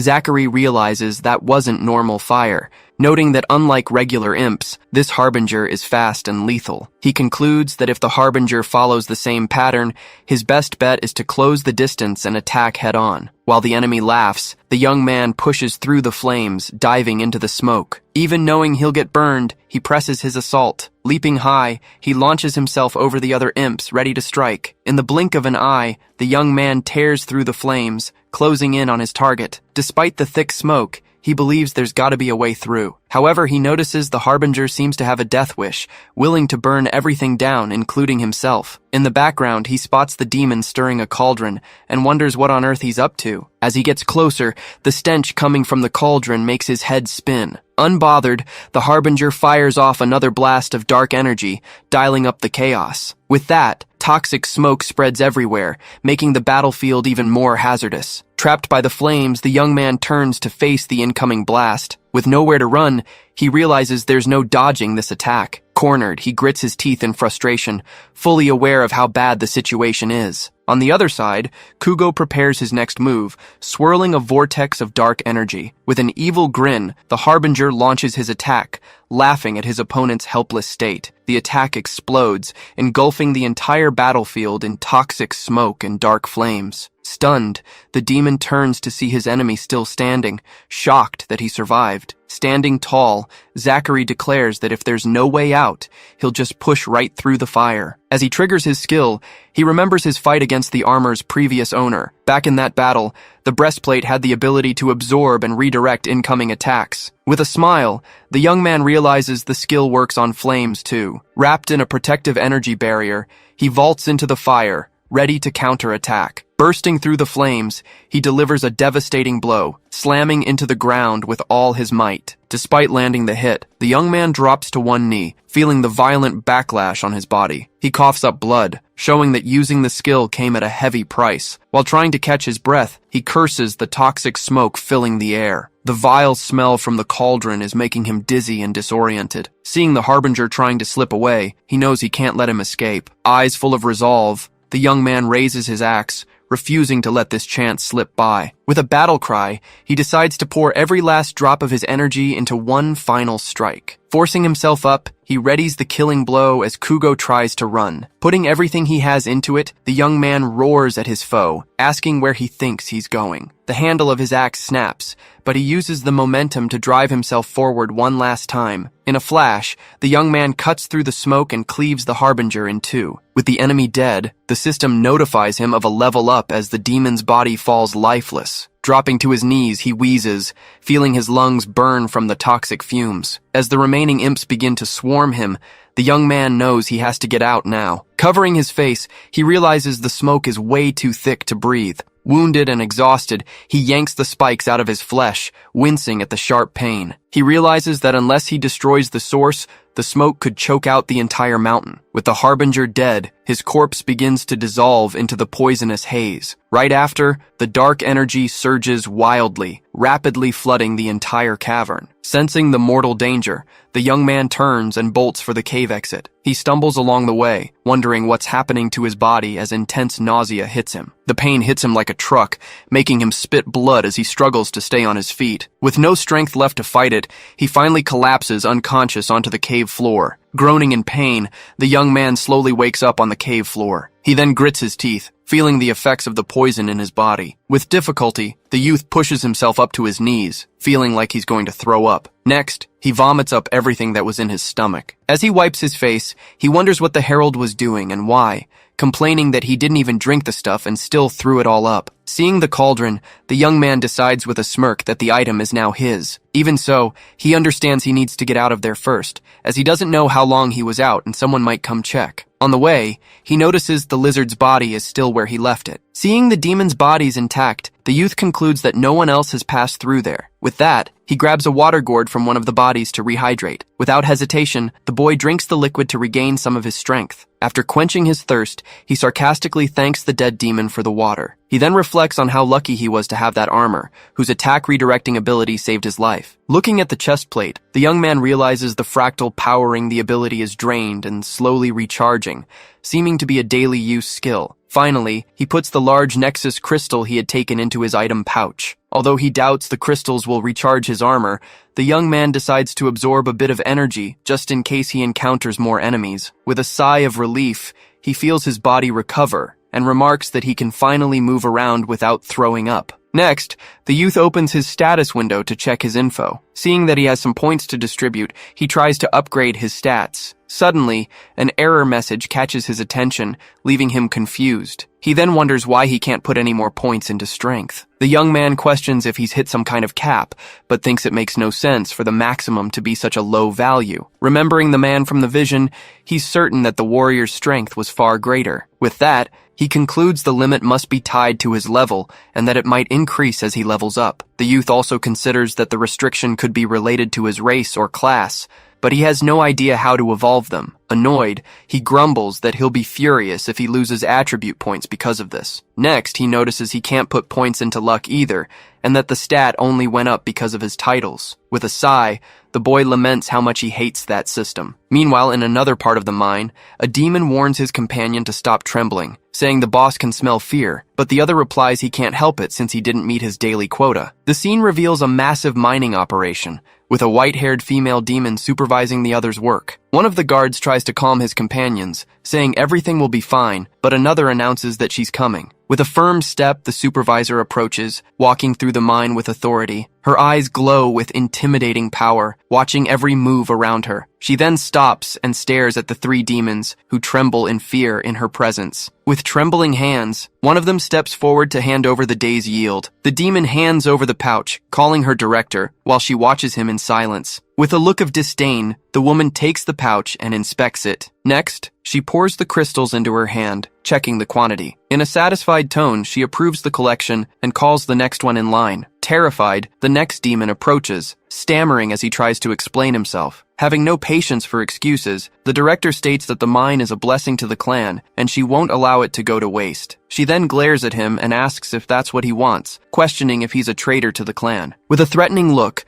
the woman lifts him by the chin and asks if he knows what she does to traitors. Desperate, the demon throws himself to the ground, begging for another chance and swearing he'll never fail again. Ignoring his plea, she orders one of her guards to make an example out of him for any other potential traitors. With sword in hand, the guard prepares to execute the fallen demon. Suddenly, something catches his attention, making him turn around in confusion. From above, Zachary observes the scene, ready to intervene at any moment. Without warning, the director shouts that they're under attack. Right after, a horde of salamanders emerges from the ground, attacking the demons in the mine. Amidst the chaos, one of the demons helps his companion up, telling him not to give up. The guards try to hold off the creature's advance, striking with their swords in a desperate effort. Seeing the scene, the young man comments that the situation is quite convenient for his plans. He then notices the white-haired woman seems to be in command, and taking her out would certainly delay the mining operation. More importantly, the youth realizes that the pouch she's carrying must be full of Nexus crystals. With a mischievous smirk, he decides the salamanders look like they could use a little help. In the middle of the battle, one of the guards prepares to strike, but is caught off guard by an unexpected blow. Suddenly, he's struck by a surprise attack that knocks him to the ground. From atop a pile of crystals, Zachary declares that it's time to get rich. Without hesitation, he leaps toward the battlefield, ready to join the chaos. Upon landing, the young man crushes the crystals under his feet, marking his arrival. Pissed off, the director demands to know who the hell he is. She immediately identifies him as an intruder and orders her guards to ignore the salamanders and kill him. Obeying the order, one of the guards charges forward, dagger in hand, ready to strike. With a quick spin, Zachary prepares to counterattack. In the blink of an eye, he slices off the demon's arm, sending him screaming in agony. Sprawled on the ground, the guard cries over his lost arm, while the young man looks down at him with contempt. Calling them useless, the white-haired woman decides to handle the native herself. With a wave of her hand, she unleashes a vine attack that bursts from the ground. Unflinching, the young man prepares to clash with his glowing axe. He leaps into the air and delivers a powerful strike, severing the vines in a blast of energy. Moving fast, the young man lunges forward with a precise slash. The director grits her teeth, bracing for the impact. To everyone's shock, she blocks the blow with a shimmering barrier of energy. Seeing this, the boy realizes it's the exact same ability as his armor. Upon impact, the young man grunts in pain as he's blasted by his own energy. He quickly realizes her ability is reflecting his own attack back at him. As he tries to pull away, vines shoot up from the ground and wrap around his leg, trapping him. He shouts in frustration, realizing he can't block the attack without getting hit by the reflected energy. Acting fast, the young man stabs his own leg to break free from the vines. Pushing through the pain, he grits his teeth, determined not to give up. With a battle cry, he breaks free and shatters the energy barrier, forcing the guard to dodge. However, the vines yank him back, cutting off his advance. In an instant, the boy is completely enveloped by the plants, leaving him immobilized. Approaching him, the director calls him a thieving rat and accuses him of being one of the elites terrorizing her forces. Smirking, she says ogres will enjoy talking to him. Even trapped, Zachary glares at her defiantly, showing zero fear. Surprised, the woman asks if he still insists on fighting, even while bound and unable to reach her. Suddenly, a surge of energy explodes from within the vines, breaking him free. Shocked, the director leaps back as her attack fails. Shouting in surprise, the director barely dodges his strike, stunned by his raw speed. Wasting no time, he charges forward with all his power, ready to keep pressing the attack. In the blink of an eye, the young man leaps and lunges at the remaining guard. In total shock, the white-haired woman watches her subordinate get killed in a single blow, unable to comprehend how it happened. She begins to wonder if this intruder is even human. Watching him in action, the director concludes he's no human, he's a monster. With that, she realizes his strength might actually match the general's. With tears in her eyes, the woman decides she can't let him leave this place alive. In the name of her clan, she gathers every bit of her energy for one last desperate attack. A wave of power explodes, engulfing the entire battlefield in a blinding light. Seeing this, the young man gets annoyed, realizing she's trying the exact same trick again. The resulting blast devastates the entire area, kicking up a massive cloud of dust and debris. Through the smoke, the young man notices that several of the demon workers fled the moment they saw him. As he bandages his wounds, he concludes his cover is blown and the tunnels will soon be swarming with demons. Because of that, he decides it's best to focus on the last remaining herald. With a grin, the young man tells himself that things aren't so bad after all. He opens the pouch he grabbed and admires the crystals inside. With his eyes gleaming, he celebrates the fact that he's rich. Next, he picks up the dead demon's dress, noting that somehow it survived the blast. Inspecting the garment, the young man realizes it's enchanted, durable, and shares the same attack-reflecting ability as his armor. He catches himself wondering whether or not he should actually wear it. Decision made, the young man puts on the dress completely unbothered by how it looks. He figures if wearing a dress is the difference between life and death, he'll wear it without hesitation. With that, he stands up, knowing he needs to move before more demons show up. As he gets ready to leave, the young man figures that if he backtracks, he might be able to break through the barrier he created. Opening his system screen, a new skill catches his eye. He smiles, pleased when he reads the name of the new ability. The screen reveals the Lone Walker class, which rewards the user with a new skill after walking 1,000 kilometers. The young man assumes it must be some kind of mobility skill, and that it'll be easy enough to complete. Suddenly, his eyes light up as a new system notification pops up. Right after, a special dynamic quest triggers. The quest alerts him to a limited-time event called Ascension, where he must fight for supremacy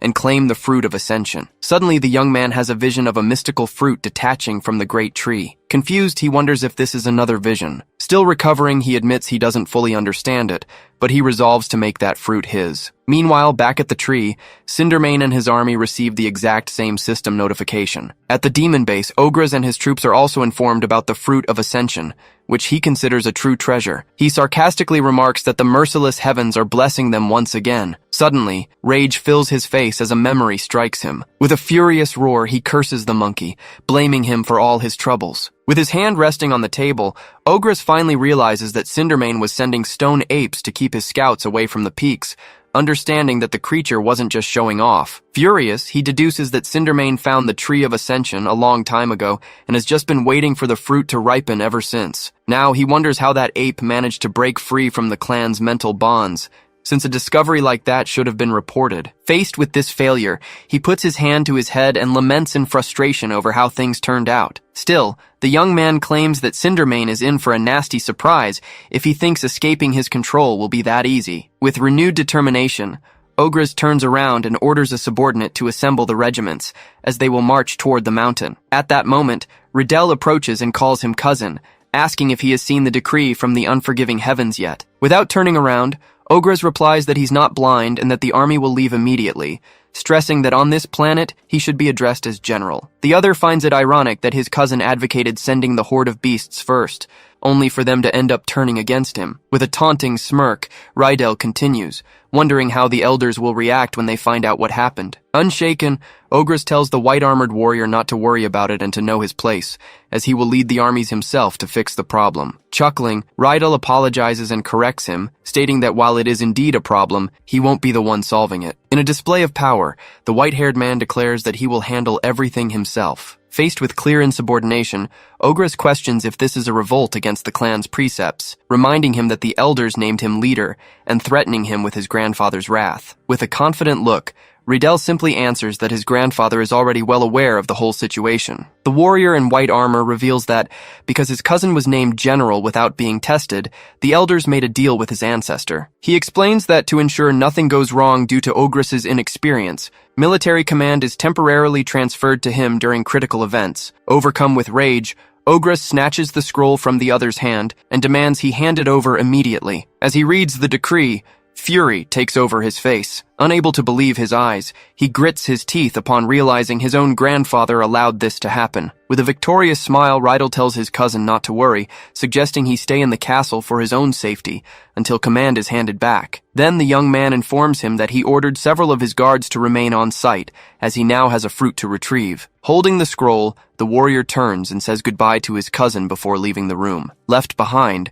Ogres just watches him leave with a glaring look. Far away, Zachary says that after seeing that same vision, all he wants to do is rush to the location, but he knows he has to be smart about it. He remembers the system talking about coming out victorious and fighting for supremacy, while a limited quest window to claim the fruit pops up. The young man realizes the system conveniently showed the treasure's location. Because of this, he understands the system would only do such a thing for one reason: to spark a bloodbath. Even if the apes and the demons are supposed to be on the same side, Zach doubts either will simply hand the prize over to the other. Concluding that there will be infighting between the two groups, he wonders if he should even try to compete for the fruit. He concludes that it sounds like a suicide mission. Even so, he realizes he doesn't have much of a choice, as a fruit powerful enough to spawn its own quest needs to be taken seriously. With that in mind, Zach decides he can't risk letting the item fall into the hands of his enemies. With the image of his axe severing an opponent's hand, he locks it in his mind that the fruit must be his. He calculates that with 12 hours until it ripens, there is no reason to rush. The young man knows that arriving too early would only make him an easy target amidst the chaos. After all, unlike the others, he doesn't have an entire army to cover his back in battle. So, his plan is to sneak in at the last minute to kill the herald and steal the fruit,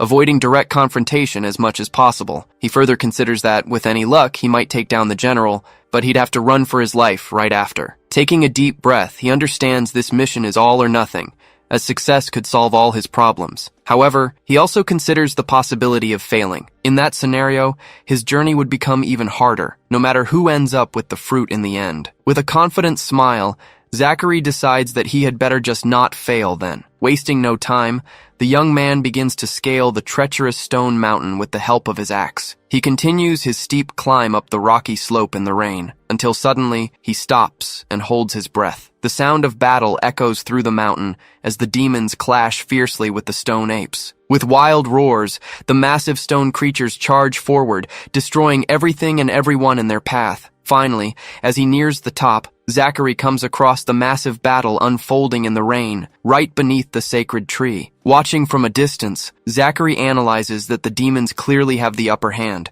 since for every one of them killed, at least 3 stone apes are brought down. Even so, the young man figures the tide of battle could still turn. He reflects that while the demons' spells cost energy, the apes can throw rocks all day long. On top of that, the stone creatures are fighting on their home turf, where they feel stronger and more confident. Either way, the youth understands that all this chaos is exactly what he needed to make his move. Suddenly, his gaze locks onto a spot on the battlefield, and he realizes that figure can only be one person. With a single swing of his sword, General Rydell cuts down several of the stone creatures at once. With a victorious smirk, Zachary thanks the general for leaving his fortress completely unprotected for him. Then, the guy decides it's time to move, and leaps toward the battlefield, hoping nobody notices his lack of horns. He lands heavily on the ground, cracking the earth with the impact of his arrival. Sprinting through the chaos of battle, he thinks to himself that there's nothing to see here, just a guy blending in as a demon. As he passes a squad, a few soldiers are startled by his sudden and unexpected presence. One of the female demons shouts a question at him in her native tongue. Without slowing down, the young man just mumbles a confirmation and keeps moving forward. Given the strange response,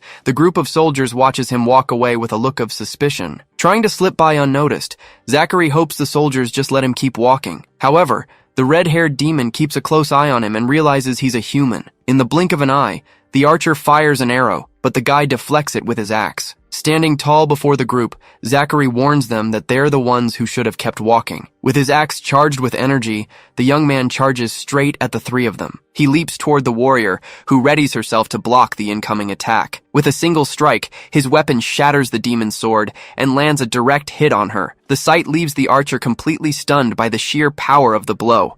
Without hesitating, the guy spins and catches the other two soldiers in a single fluid sweeping motion. Enveloped in his aura, he simply states that he had warned them. Seeing that there are only 19 minutes left, he keeps running, deciding to avoid more fights so he doesn't gain experience before eating the fruit. The youth isn't sure if this will break his strength limit, but it's the only solution he can think of to solve his problem. Suddenly, he stops as he notices something strange in the forest, wondering what could have happened there. Up ahead, the battle between the demons and the stone apes rages on just as fiercely as before. Touching a tree, he notices it turns to dust, as if all the cosmic energy in the valley had been completely drained. With a battle cry, a demon attacks a fallen stone ape, while Zachary sneaks up from behind. After delivering the blow, the soldier grumbles something in his tongue, sword still in hand. Suddenly, the warrior senses a presence and turns around startled, but it's already too late. With a swift motion, the hooded youth strikes him from behind, taking him down instantly. Standing over the body,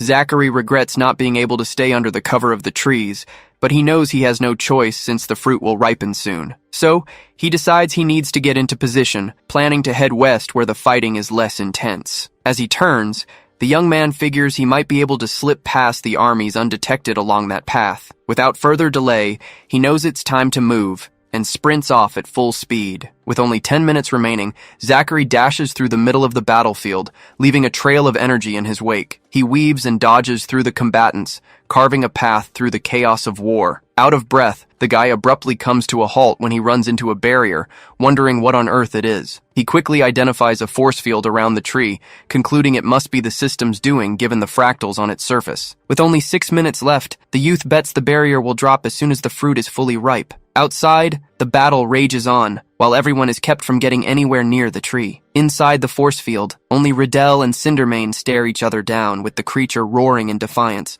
Wasting no time, Cindermane launches himself into the air in a direct attack against the general. Facing the assault, Riddell just flashes a confident smirk, ready for battle. Soon, the two clash in a fierce duel, trading sword strikes and punches at lightning speed. With a furious roar, the creature gathers all its strength for the next move. However, the guy in white armor stares him down with a victorious look, getting ready to counter. With a swift slash of his blade, the general releases a wave of energy that hits the herald head-on. Stricken, Cindermane falls to his knees, gasping for air and clearly wounded by the strike. Standing tall, Rydell wipes the blade of his sword, looking down at his defeated opponent. From afar, Zachary notes that while his own attacks barely scratch the herald's skin, the general is dicing him up effortlessly, leaving him with no chance at all. Realizing something must be done to turn the tables, the young man decides that responsibility is going to fall on him. With under 2 minutes left, the tree's energy pulses wildly as Cindermane and Rydell lock eyes. Suddenly both look up, caught off guard by a new presence. Right above them,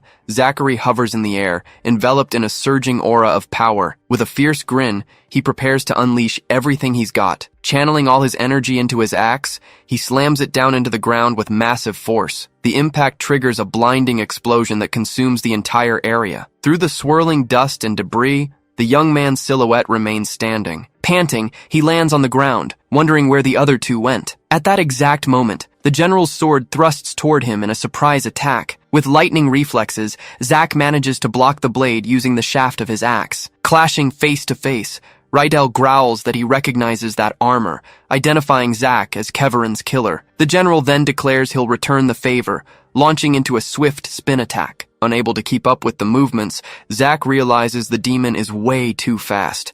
The demon's sword slashes across Zach's side, cutting right through his defenses. The blow sends Zachary flying back, shattering parts of his armor from the sheer force.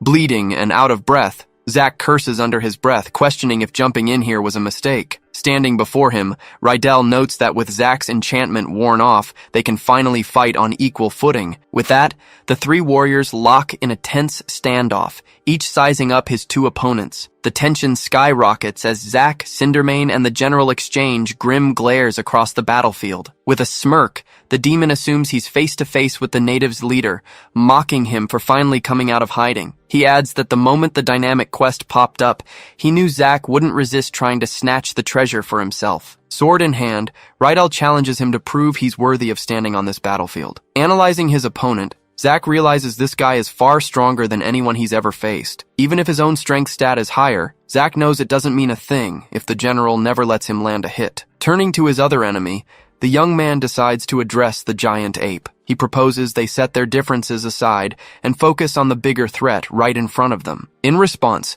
Cindermane just lets out a furious roar, completely rejecting the offer. The beast then slams the ground violently, making it clear to Zach that a truce isn't happening. Ignoring the herald, Rydell and Zachary charge straight at each other in a simultaneous clash. The collision of their weapons sparks a massive energy blast that lights up the entire area. After the blast, the general leaps back to create some distance. From above, he watches both opponents recovering from the impact below. Sword raised, the demon channels his energy, prepping for his next move. Seeing the general's power on display, Zach realizes he's at a total disadvantage here. Dodging an incoming strike, he bolts, knowing he has to act fast with only 34 seconds left. Noticing the other two positioning themselves to grab the fruit as soon as the shield drops, an idea hits him. Just like that, he knows exactly where his enemies are going to be. The demon then slices right through the rock the herald was standing on, splitting them onto separate floating platforms. Seeing this, Zach realizes both the general and the final herald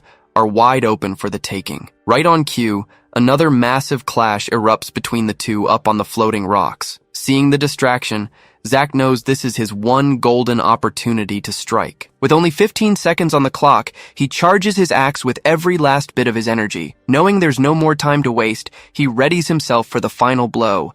With pure fury in his eyes, he resolves to kill them both right here, right now. With a roar, Zachary rushes forward at full speed, channeling everything he's got. With just 10 seconds left, Zach's attack rips forward, tearing the battlefield in two. As the attack hurtles toward them, Rydell and Cindermane stare in shock, completely out of time to react. Still, the general barely manages to raise his blade and block the assault at the very last second. Even through his guard, the sheer force takes him by surprise as he wonders what kind of power this is. A split second later, a massive explosion blasts him backward, shattering the stone platform to pieces. With both opponents thrown off, Zachary dashes through the falling debris. Using the floating rocks as stepping stones, he leaps straight toward the top of the tree. In the final second, he reaches the main branch and strikes it with a powerful swing of his axe. At that exact moment, the force field surrounding the tree finally shatters into dust. With the barrier gone, his attack severs the branch, releasing the fully ripened fruit of ascension. As the fruit falls, Zach reaches out and snatches it right out of the air. He finally holds the prize in his hands, knowing full well that the hard part is just beginning. Fruit in hand, he glances back down, feeling a wave of dread, because the real challenge was surviving the escape, with both opponents already glaring up at him from below. With no time to lose, Zachary grits his teeth and prepares to escape with the fruit in hand. He quickly stashes the item in his clothes to protect it while running. Soon, he realizes that all eyes in the valley, including entire armies, are now locked on him. Leaving his main opponents behind, he knows his priority has shifted. Filled with new resolve, the young man decides that all he needs to do now is get out of there. At that exact moment, Rydell fires a powerful beam of energy straight at him to stop him. To clear a path, Zachary turns to the horde and orders everyone to move out of his way. He then dives into the crowd, carving a path with his axe right through the demon army. Surrounded, the young man realizes stealing the fruit wouldn't be that easy, but he accepts the challenge. As his axe glows, he warns that if his enemies want to throw their lives away just to slow him down, so be it. With that, the young man unleashes a massive tornado of energy, sending everyone around him flying into the air. Gasping for breath, he watches the demons' bodies rain down after the devastating attack. Before pushing on, he takes a step back to catch his breath and keep moving forward. Suddenly, his eyes widen as he senses a new threat approaching. Without warning, the general appears in his path, blocking his way and telling him not to go so fast. The general's attack sends Zachary flying back with a violent force. The young man tries to regain his balance in midair as he's blasted away by the power of the strike. With a cry of pain, he crashes into a massive rock formation that shatters upon impact.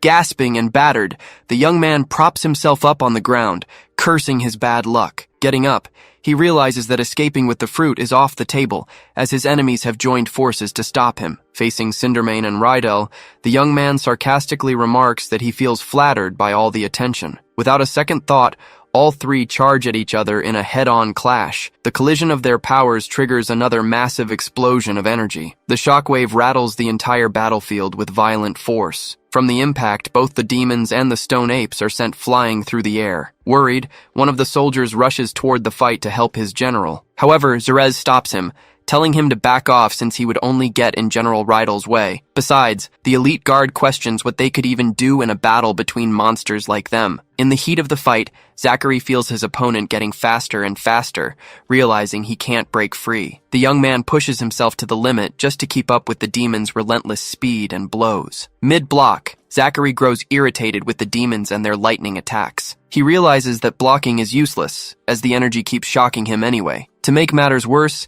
he notices that this demon possesses a Tao seed, making every single strike razor sharp. Even while defending himself, his body gets covered in painful electrical cuts. Suddenly, he realizes the lightning is causing his muscles to spasm, paralyzing him. Seizing the opening, the general pierces him with his sword in a precise blow. With the blade run through his body, the young man falls to his knees, defeated and bleeding. Standing tall, Rydell calls him pathetic, asking if that was the best he could do after stealing from him. With that, the demon steps closer, saying he will take the fruit back. However, before he can act, Cindermane hits him with a powerful punch that sends him flying. The herald recovers and readies himself for battle, his fists glowing with energy. Furious, Rydell calls the ape a flea-ridden beast, cursing how Ogre's incompetence causes him trouble even without trying. He continues his rant, questioning the idea of using beasts in battle and allowing them to defy them.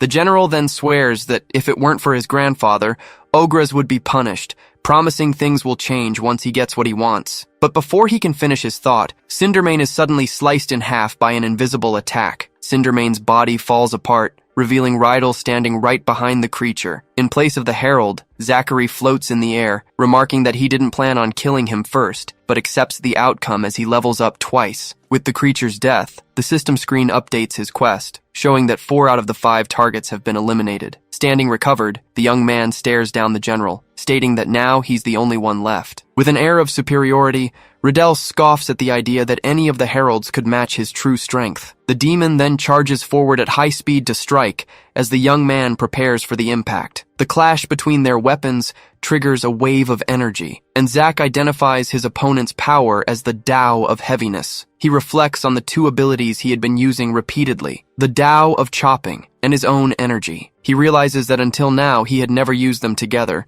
but now both have merged like converging rivers. By combining the 2 forces, Zachary creates a new power and releases it against the general. With a mighty roar, the young man unleashes all his energy at once. Shocked, Rydell screams that it's impossible, since this world didn't even exist 3 months ago, and the boy should be nothing to him. The collision of their powers triggers a massive explosion that soars into the sky like a pillar of light. Wounded and breathless, the general stares at his opponent in disbelief as part of his armor and one of his swords shatter. Enraged, the demon calls him a worm and unleashes a final attack, leaving the young man to only dread what's coming. A rain of energy swords descends from the sky at terrifying speed. In a dark explosion, Zachary shields himself from the devastating attack. Even so, the young man screams and stands his ground as a wave of power rushes against him. The clash of energies results in an explosion that shatters the battlefield. With his body impaled by multiple swords, the young man falls to his knees, bleeding and critically injured. Amidst hundreds of blades impaled in the ground, Rydell walks slowly toward his opponent. Down and bloodied, Zachary desperately tries to force his body to move. Soon, the general hurls one of his swords directly at him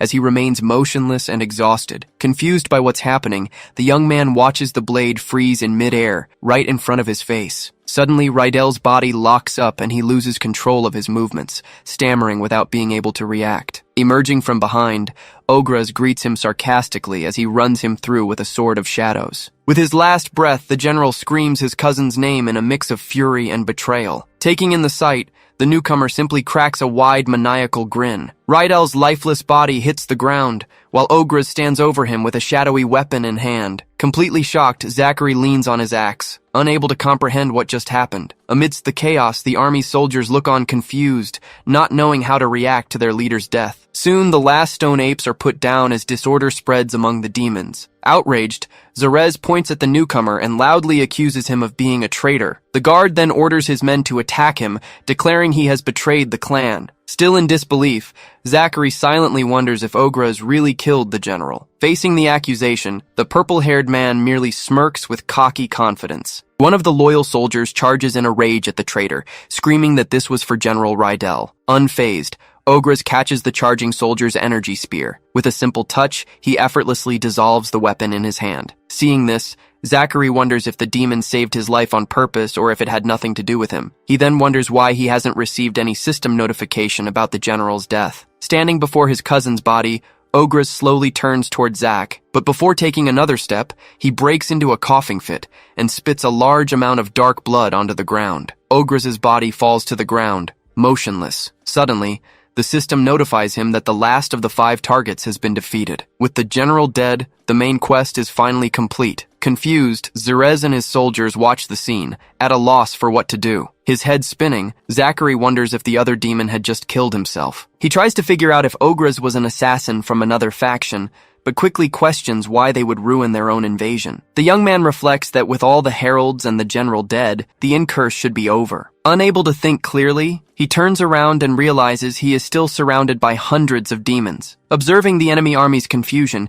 he notices they seem just as lost as he is, and that he only has a few seconds to act. Meanwhile, Ogre's body twitches on the ground and moves. Surprised, Zachary turns around just in time to see his enemy standing back up. With a cough, the demon gets up and remarks on how unpleasant that experience was. Suspicious, the young man prepares to attack, warning that he isn't taking any chances. However, before he can advance, Ogres raises his hand and tells him to wait. With a grin, the purple-haired man says they are on the same side. Unconvinced, Zachary doubts the claim and challenges him to give one reason why he shouldn't take his head off right now. Still breathless, Ogres explains that if the kid kills him, the soldiers will kill him next, stating he knows about the stolen cauldron and ordering him to throw the contents into the fire. Not trusting him, Zachary asks why he should believe his words and why he killed the other demon. The other replies that it doesn't matter right now, reiterating that if he doesn't act, they'll both die anyway. Seeing the army approaching, Zachary agrees with the urgency of the situation and admits the demon is right. He knows there's no way he can fight his way out in his current state, so he decides it's time for a desperate gamble. With that, the young man agrees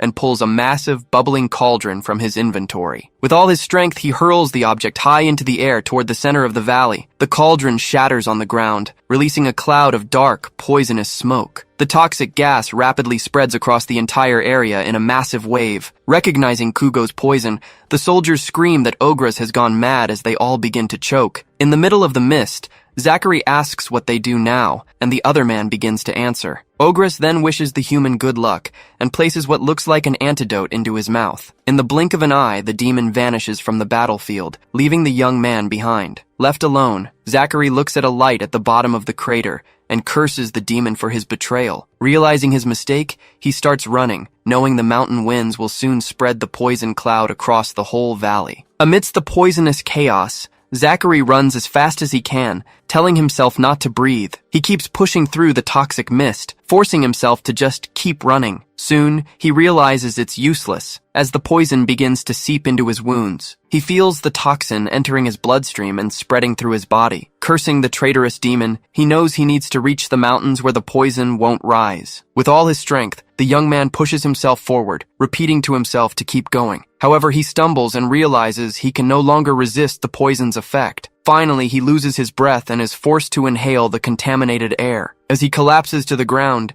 he realizes the potency of this poison is on a completely different level. Lying there, he spots a glowing lake and thinks he might be safe in there. Without hesitation, he dives into the water, planning to swim to the bottom to escape. He hopes to find a passage to the mountain, figuring the cosmic energy-filled water must connect to the crystal mine. Suddenly, a golden energy bursts from his arm, completely taking him by surprise. Soon, the energy burns his entire body, and he screams that it's too hot while thrashing in the water. In agony, Zachary realizes that the water will kill him faster than the poison, and panics at the thought of dying from an overdose of super water. Out of options, he forces himself to reach out and pull the fruit of ascension from his clothes. Hoping it will save him, he takes a bite and eats the fruit all at once. Tasting it, he is surprised to find that the fruit is delicious. Relieved, the young man thanks the heavens as he feels the item working, thinking he might actually survive.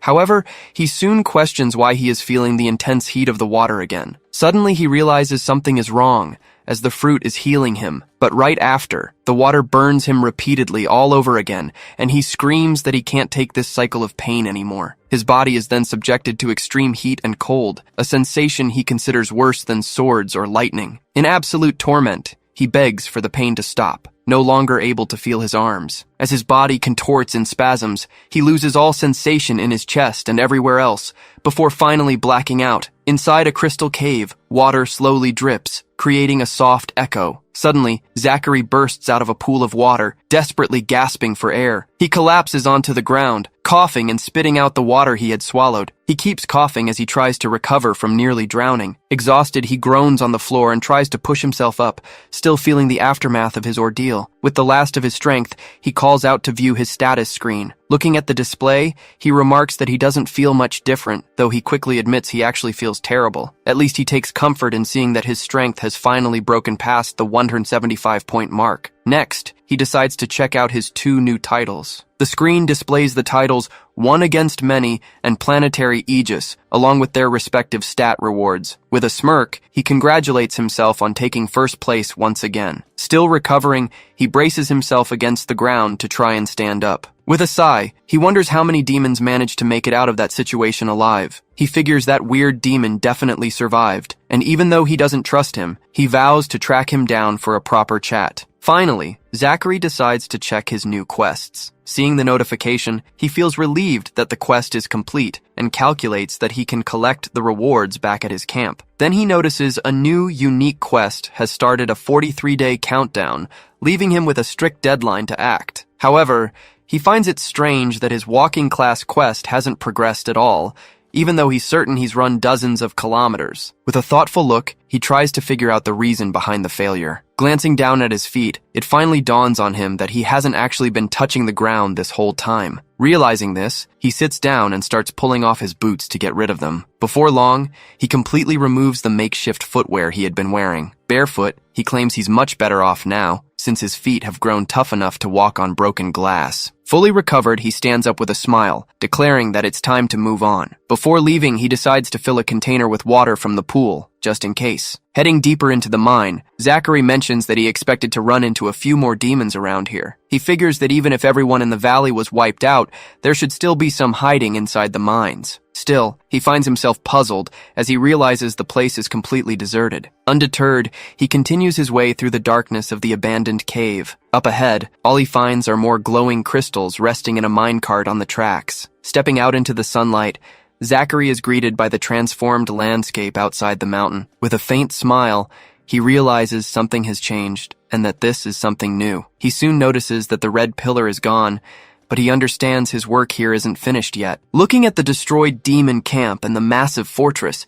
he is impressed by the sheer scale of the structure. Walking through the forest, he can see the enemy worked hard to build a place like that. However, he can't understand why the walls, which used to be heavily guarded, are now completely empty. He notices that even the watchtowers are totally deserted. Even so, he spots smoke rising from inside the fortress, proving that someone is still in there. Running along the top of the wall, he decides to investigate what's going on. As he advances, he leans down and picks up a crystal fragment off the ground. Crouching, he wonders if the demons simply gave up after their general died. Sitting on the edge, he questions if the army in the valley was all they had, but he quickly concludes the answer is no. Looking down, he sees there are still a few demons left, though he notices they don't look like warriors at all. Watching the few survivors, he realizes they seem completely lost. In silence, one of the demons walks alone through the empty, desolate streets of the city. Moving quietly, Zachary sneaks up from behind the unsuspecting demon. In one swift motion,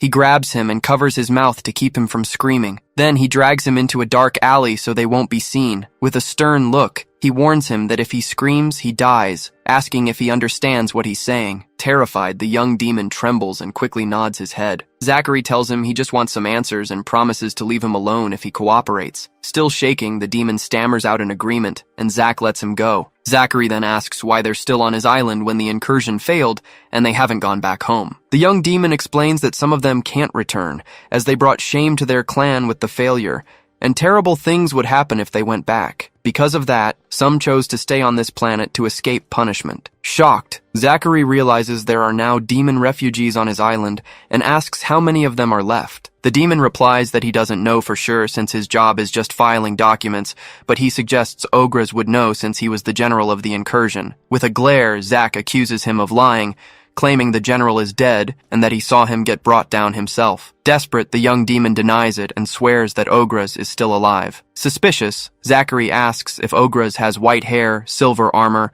and fights with a lightning sword. The other demon blinks and explains that was Rydell, the second in command. Confused, Zachary wonders why Rydell was leading the army if he wasn't the actual general. He tries to make sense of it all, since his gut tells him Ogres was the one who helped him, but he can't wrap his head around why the quest completed if the real general is still alive. Frustrated by the mystery, he sets his questions aside and demands to know where Ogres went. The demon explains that after interrogating several demons in the palace, the general left and headed south. With a look of disgust, Zachary realizes that the south is exactly where his outpost is located, concluding that of course it would be. Before leaving, he turns back to the demon and asks for one last thing. The young demon introduces himself as Zachareth, adding that his friends call him Zach. With a smirk, Zachary stares at him for a moment. Then he gives him a far from friendly welcome to Earth. With a single strike, he hits the demon on the head with the butt of his axe handle. The demon instantly passes out and drops to the ground as Zachary quietly walks away. Thinking about the refugees and the missing general,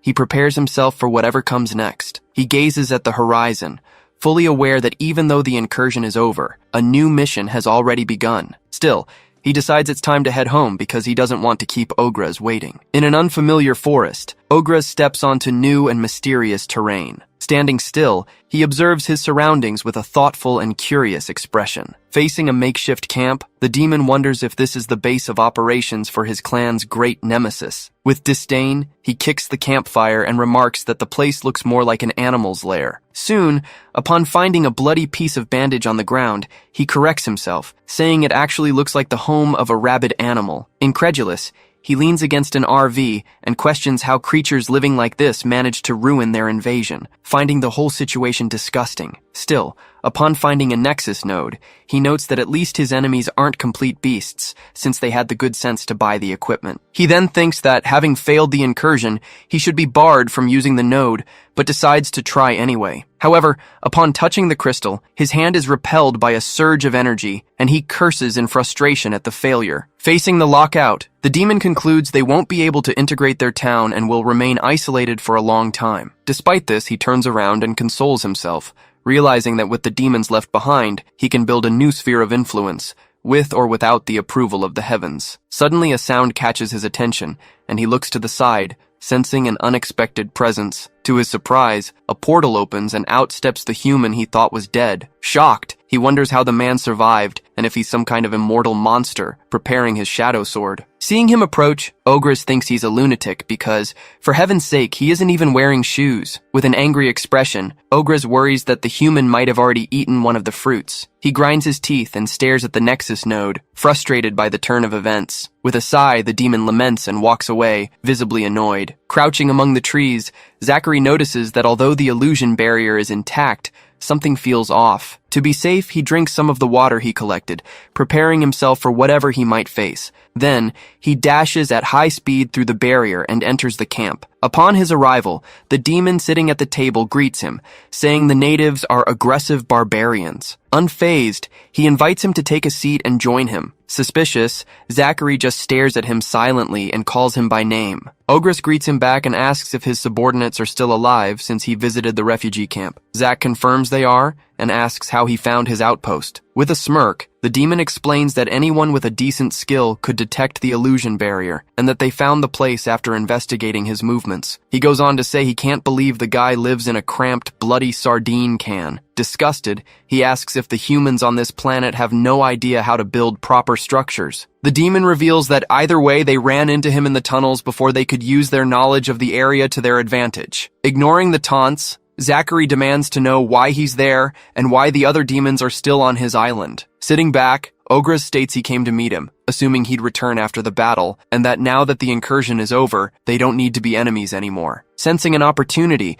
Zachary realizes the demon thinks he has a team behind him and decides to play along. With a serious expression, Zachary says the demon needs to understand this world was integrated less than 2 months ago, and there are things they don't know. The other explains that when Zach completed his quest, the incursion ended, giving them 12 hours to leave before the portal closed. Among the chaos, some failed to make it in time, while others simply chose to stay and cut all ties with their clan. Ogres adds that even if they wanted to, returning would be nearly impossible now that the ruthless heavens have sealed the portal. Suspicious, Zachary questions his indifferent attitude after so many deaths, the real motive behind his visit, and what these ruthless heavens actually are. The demon explains it refers to the system, which goes by many names, and that he's sure the human knows what he's talking about. He then asks why he should care about the dead, since life and death mean nothing in the multiverse. With a grim look, Ogres reveals that long before coming here, all his siblings had already fallen in battle or been murdered by their own clan. He goes on to explain that their sole reason for coming was to gather resources. The demon reveals that young worlds like this are brimming with treasures,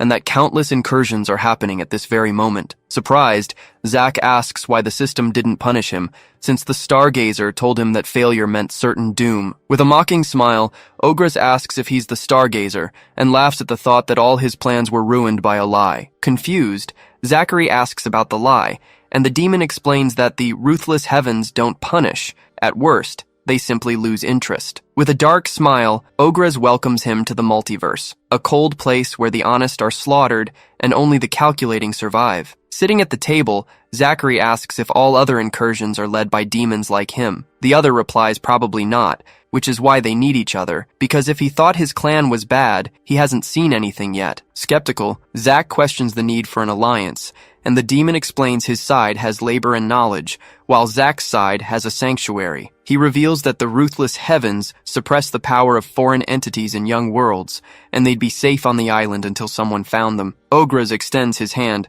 stating that more importantly, by becoming a lord, Zach could provide a sanctuary within a system-sanctioned town, something he can't do himself. Swatting the demon's hand away, the young man says he isn't a lord yet and still has a quest to complete. The other replies he'll eventually become one and will be able to buy town structures, like defenses worth millions of Nexus coins. Smirking, he asks Zach to share his quest info so he knows what it takes for him to become a lord. Annoyed, the youth says his name is Zach and refuses to share his quest with him. Ogres explains that sharing a quest just means displaying the system screen, not letting him complete it too. With a provocative look, he says he's sure Zach and his allies have already shared plenty of notifications with each other. Realizing it's a trap, the young man understands the demon knows he's alone, and annoyed agrees to show it. Soon the system screen displays the quest details, which the demon identifies as a monster horde quest. The demon explains the quest will send beasts instead of intelligent foes, as the description mentions inhabitants rather than forces. Turning away, he predicts the quest will begin as soon as the timer ends, bringing one wave per month,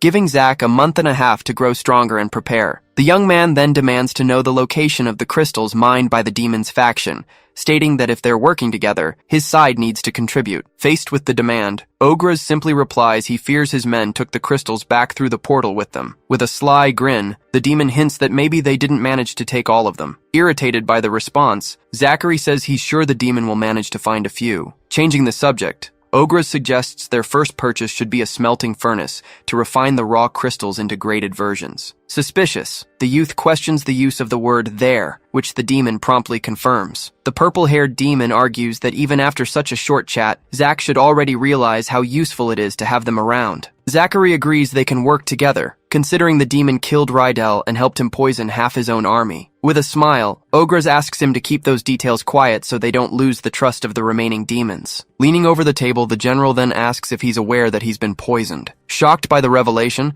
Zachary stands up and draws his weapon. In a rage, he slams his axe onto the table and demands the demon start talking. Startled, Ogres tells him to calm down and reveals the issue is the cosmic water he drank. Still furious, the youth accuses him of poisoning the lake, but the demon instantly denies it. The general explains the water was poisonous from the start, and only a lunatic would drink it raw, as it burns energy pathways from the inside. He adds that while it restores cosmic energy in seconds, it damages the body and can even be fatal. Despite the explanation, Zachary claims he feels fine and doesn't notice anything wrong. The demon then dares him to try restoring his energy naturally, without relying on any items. With a dismissive air, the youth agrees and decides to put it to the test. However, upon trying, he's shocked to realize something is terribly wrong with his body. He notices that even though he isn't a cultivator, energy used to flow back into his body at a steady pace, but now he can barely feel a trickle. Desperate, he asks how to fix it, and Ogres says he's heard of pills,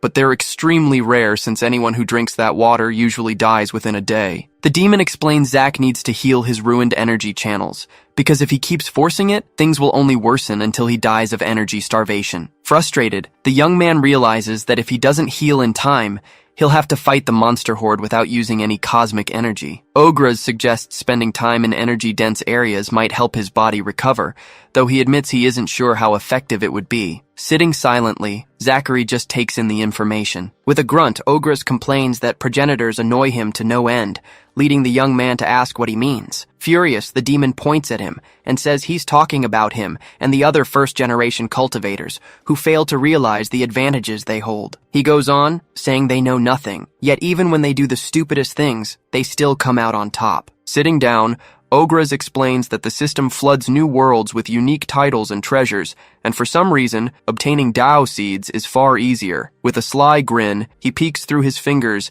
and asks what insane reward the youth got for winning the incursion. Suspicious, Zachary wonders if it's wise to do this with him around, given his lack of trust. He understands the demon is trying to get on his good side to kill or rob him, but concludes it's better to keep him close where he can watch him. With that, the young man decides that if he sent him away, the demon would just hide and spy on him anyway. Without further hesitation, he approaches the Nexus node and says they'll find out the rewards together. The system calculates the young man's personal contribution and performance, distributing the rewards shortly after. With a flash, the chests open, revealing Nexus crystals and E-grade gear. The screen then describes the new attire, which features self-healing and self-cleaning fractals, along with the ability to absorb and negate 2 attacks per day. Pleased with the new gear, Zach says now they're talking his language. Shortly after, the youth steps out of the RV already wearing his new outfit. Seeing him, Ogres applauds and says the clothes are top quality, making him look far more civilized. With a smile, he remarks that through his actions and sense of fashion,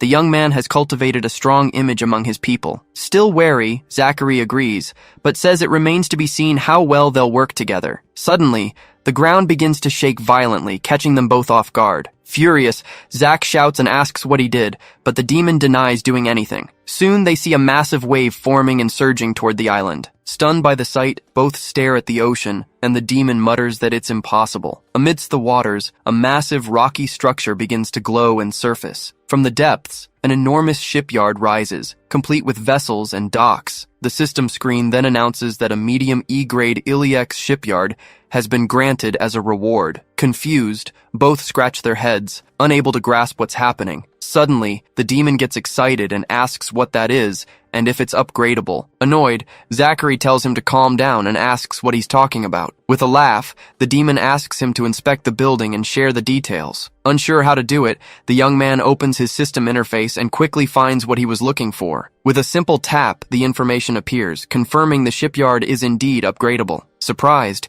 Ogres questions how ridiculously high the youth's luck is, and concludes that a shipyard built by a maker changes everything. Perplexed, Zachary asks if it really changes anything, since he could have built a shipyard himself. With disdain, the demon explains the Iliex are a race of living golems and master builders whose creations are the most sought after in the multiverse. He points to the shipyard and says receiving a structure staffed by them is unheard of. Intrigued, Zach asks if cosmic vessels are like spaceships, and the demon explains they're ships capable of traversing the infinite expanses of the multiverse. Hyped, the young man asks if they'll build ships for them, but Ogres cuts him off, stating an E-grade shipyard can't build those yet. With a serious look, he warns that first and foremost, they must keep the shipyard safe and hidden. Zachary then asks how to upgrade it and why it needs to be hidden, to which the demon explains that if word gets out, every faction on the planet will try to seize it. Agreeing, the youth says he'll take care of it, and the demon cheers, only to be cut short. With a resolute look,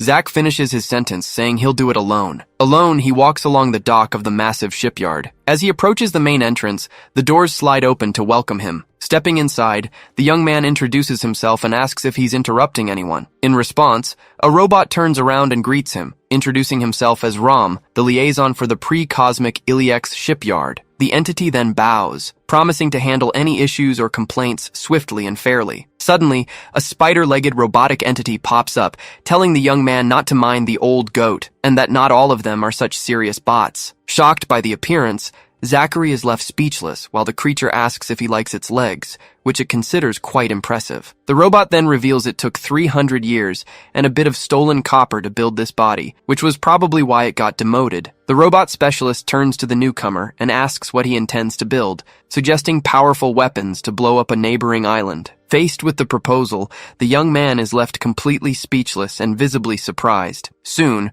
Ram interrupts him, reminding him that warships of that scale aren't in the agreement and asking if he even reviewed the pre-approved designs. Then, the contact introduces the other as Karunthel, the master of the shipyard, explaining he was reassigned after disastrous experiments, banning him from blowing up continents. The young man then clarifies he isn't there to build ships, but would like help disguising the shipyard to make it look like an ordinary place. Hearing the request, Karunthel bursts out laughing and asks if the boy is afraid of a little commotion, claiming a bombardment would be much more efficient. The young man remains silent, clearly bothered by the robot's suggestion. Despite the mockery, the specialist agrees he can hide the site's inscriptions, but warns that making everything look uglier will come at a cost. Without hesitation, the boy asks what the price for the service would be. Karunthel starts to name an insanely high price, but is immediately cut off by Ram, who states the correct price of 525,000. With the payment screen before him, he reflects that the price is high, but he has no other choice. Knowing he needs to disguise the place at all costs, the young man confirms the transaction right away. As soon as the payment goes through, Ram informs him that the project will take 4 hours and hopes this is the start of a long collaboration. In an instant, his appearance transforms into a hologram, and the robot asks if that disguise is suitable for the situation. The young man confirms the new look works, while Karunthel grumbles in the background about how boring it all is. Before leaving, Karunthel tells him to call whenever he wants to build things that blow up, warning him not to expect him to return to a bipedal form. Watching him leave, the young man reaches out and asks him to wait a moment. The other stops, and the young man asks if he'd be able to build something to help against a horde of monsters. At that, the specialist sighs, explaining he is restricted in what he can build, and that for now only naval work is permitted. With nothing left to say, the robot turns around and continues his way out of the area. Soon, the boy looks at the now disguised shipyard, with various machines and workers in full operation. As he walks, he notices the large number of disguised creators at work, and wonders how many of them are there. With his goal complete, the young man moves away from the shipyard, taking a path through nature. Sitting in a chair, he recalls the recommendation to buy defenses, but concludes he needs money first, and the best way to get it is with a furnace. The system displays that the equipment works by feeding raw crystals in one side and retrieving graded crystals from the other. Facing the screen, he confirms the purchase of the item without hesitation. With the equipment acquired, the young man concludes all he needs now is to find someone to buy his crystals. The scene then shifts to space, showing the mothership of the Defier Consortium, a system-sanctioned merchant faction. Inside the ship, an old portrait of one of the leaders is displayed, while a voice reflects that a 20,000-year era will end under his command. Below the painting, a plaque bearing a motto about greed and honor reinforces the family tradition. Meanwhile, the leader of the consortium laments that his family perfectly understood the first part of the creed about fuel, but ignored the compass. Clenching his fist, he lists the troubles plaguing him, like scandals, betrayals,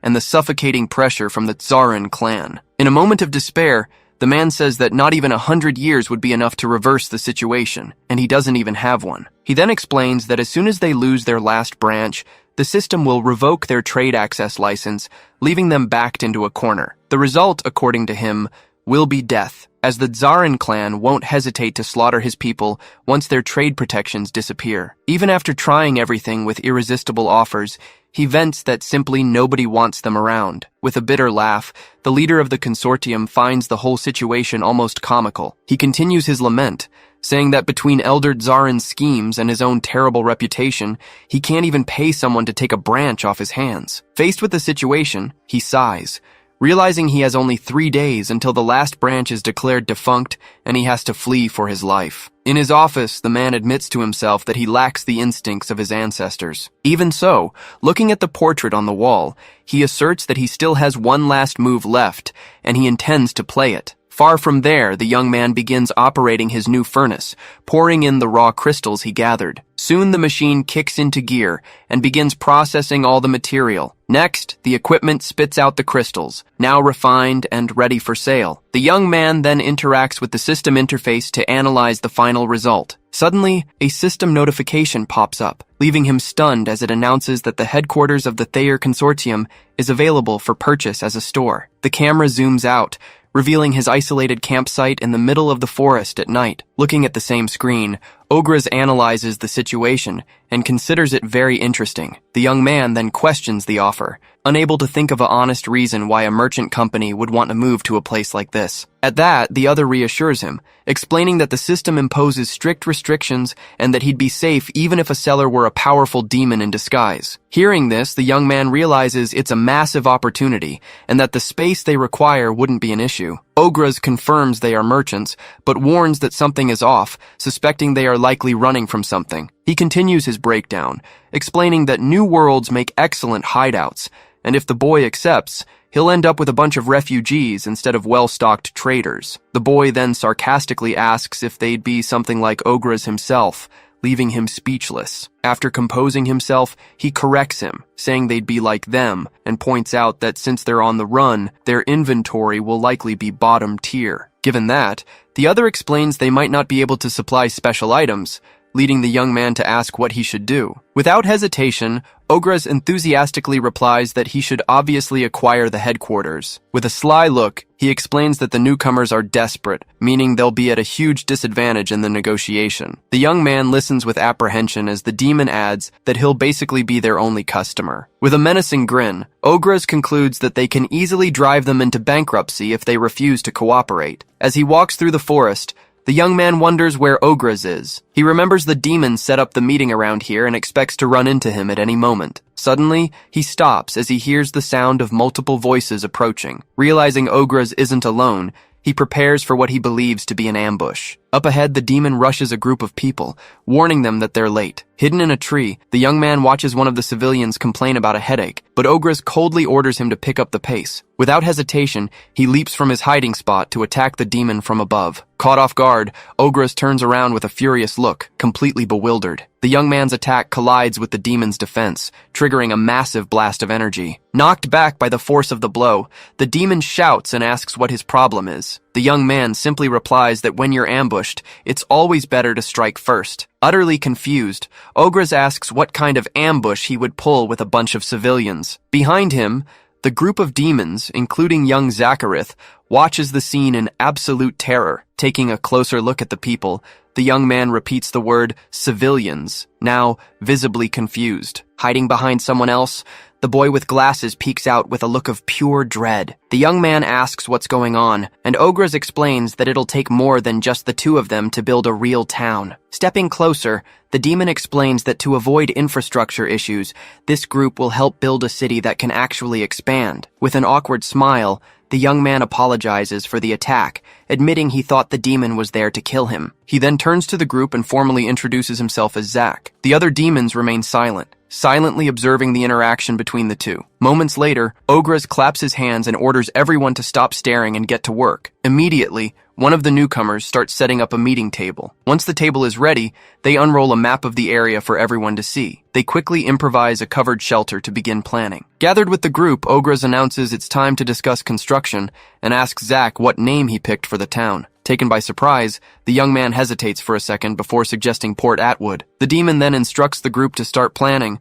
reminding everyone that the place needs to be defensible in 40 days. The team immediately starts brainstorming, throwing out ideas for the merchant district, plumbing, and foot traffic. Watching them work, the young man realizes Ogres was right and admits to himself that he has no clue how to build a city. The final blueprint divides the city into 4 zones, with the innermost walled off exclusively for Zach, extending to shield the shipyard all the way to the ocean. The main goal of the inner zone is to keep any other demon from discovering his secret. Outside, the other 3 zones are laid out, one for trade and craftsmen, another for a military camp, and the last for residential housing. Studying the map, Zach points to a detail and asks what it is, but one of the demons tries to hush him. Just then, one of the women steps up and explains it's the site for an academy, leaving the young man confused. She confirms it, emphasizing that an academy is a cornerstone for any faction, since a society that fails to prepare its youth is doomed to fall. Hearing this, the young man asks how old the students would be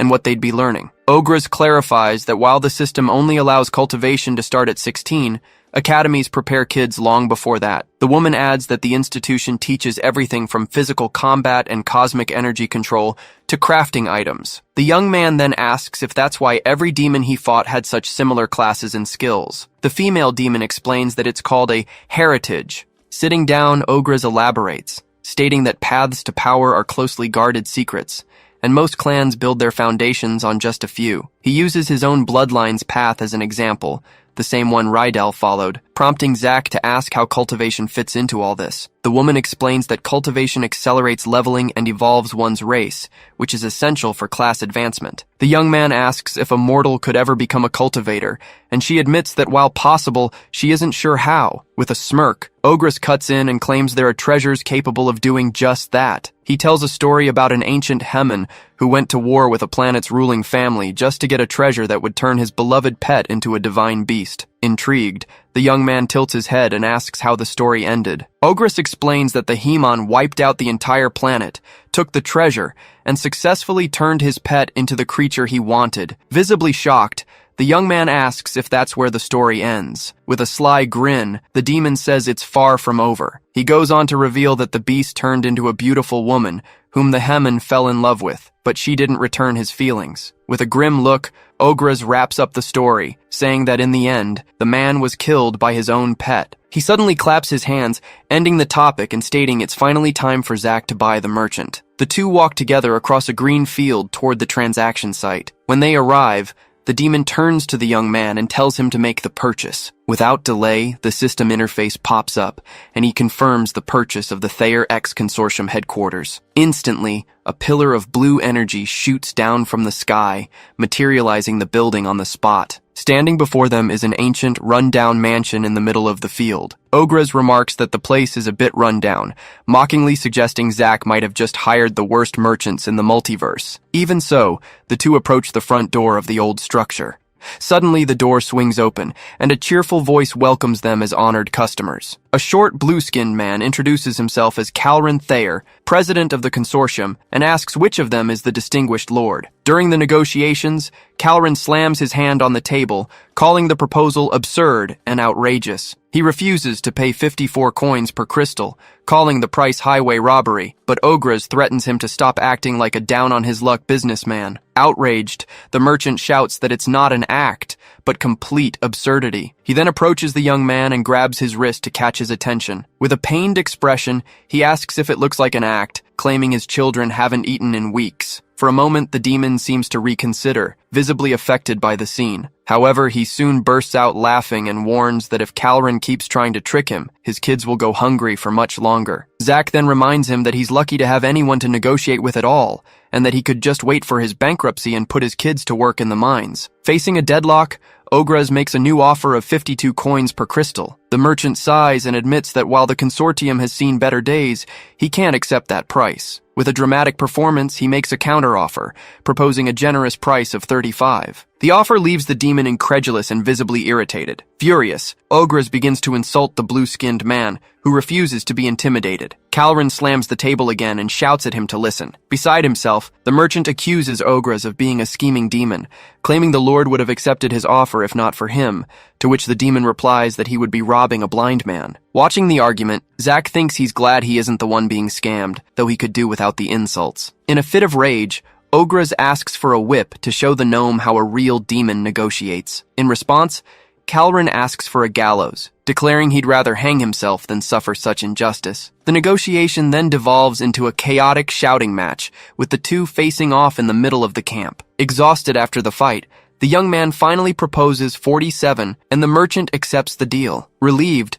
the youth sighs and gives thanks that it's finally over. With the deal closed, Ogres orders his men to gather the crystals and set up more mining teams as it's finally time to get paid. Still recovering, Calren orders his staff to prepare the accountants and Nexus coins. Soon, both groups hurry to carry out their leader's orders. Amid the hustle and bustle, Zach approaches with a large sack, announcing that the first shipment of crystals is ready. Inspecting the contents, the merchant calculates that the 11,000 crystals total 517,000 coins. As the exchange is prepared, the two children the man mentioned walk by. Seeing them, the demon turns and calls out to the little ones. He walks over and offers a bit of food to each of them. Afterward, Ogres asks them not to tell anyone what he did, as he doesn't want people thinking he's soft. 3 days later, the sound of hard work echoes from inside a mountain mine. With his pickaxe, the young man breaks through rock in search of more crystals. After a while, he pauses for a moment to wipe away his sweat and catch his breath. Inside the cave, the young man comments that he's heard many explanations about the system, but still doesn't know what it actually is, to which the woman replies she was wondering when he'd ask. She then says she'll tell him, but first he needs to know about an ancient empire from a time before the system existed. In that distant era, cultivators sought immortality on their own, without any guidance. The female demon explains that during this period, an immensely powerful empire, led by a man known as the Boundless Emperor, ruled the cultivation world for millennia. This emperor had reached the peak of power and, with his limitless ambition, decided to turn all of creation into his personal empire. This sparked a war that lasted for millions of years, to the point where even the great empire's strength began to wane. The woman relates that they were running out of soldiers to keep fighting. Facing this crisis, the emperor and his generals came up with a bold solution, a system that would connect to all cultivators to train them. To achieve this, billions of the ancient empire's strongest cultivators gathered to infuse creation with their energy. They then tethered the artifact to the heavenly Tao itself, and its activation was a success. Curious, the young man asks what the cosmic entity's first words were. The woman then reveals that the system's first 2 words were insufficient energy. She explains that what followed were the Dark Ages, as something went horribly wrong with creation, and it began to forcibly absorb energy. She continues, saying that every cultivator who helped activate the system was absorbed and killed, and the entity proceeded to consume all ambient energy in the universe. Because of this, progress in cultivation became nearly impossible, and the boundless emperor was slain, remembered only as the sinner who plunged the universe into darkness. Everything changed, however, when energy returned to the universe and the system spoke for the second time, announcing that initialization was complete. The female demon recounts that the system then opened the path of cultivation and began training warriors, restricting and categorizing the Tao itself. The old methods of meridian cultivation were abandoned, replaced by stages of empowerment. She reveals that this usurpation of the Tao is why some factions call the system the Cosmic Guardian, believing it blocked new paths. Zach then questions why the system integrated Earth if it was meant to be just a training tool for the ancient empire. The woman smiles, shaking her head, and explains that Earth doesn't even belong to the same universe. She clarifies that while the system fulfilled its purpose of training warriors, it also inherited the Emperor's ambition and has continued to expand ever since. The young man asks how things like merchants and monsters factor into it, given that the system was designed only for cultivators. The female demon confirms that initially, only cultivators were connected, but the system underwent numerous changes throughout its history. To understand these changes, she states they need to talk about the apostates, figures who managed to bend the laws of the multiverse to their will. She begins by explaining that very little is known about the first apostate, not even his name. Amid the silence of the cave, the woman reveals he is known only as the first Defier,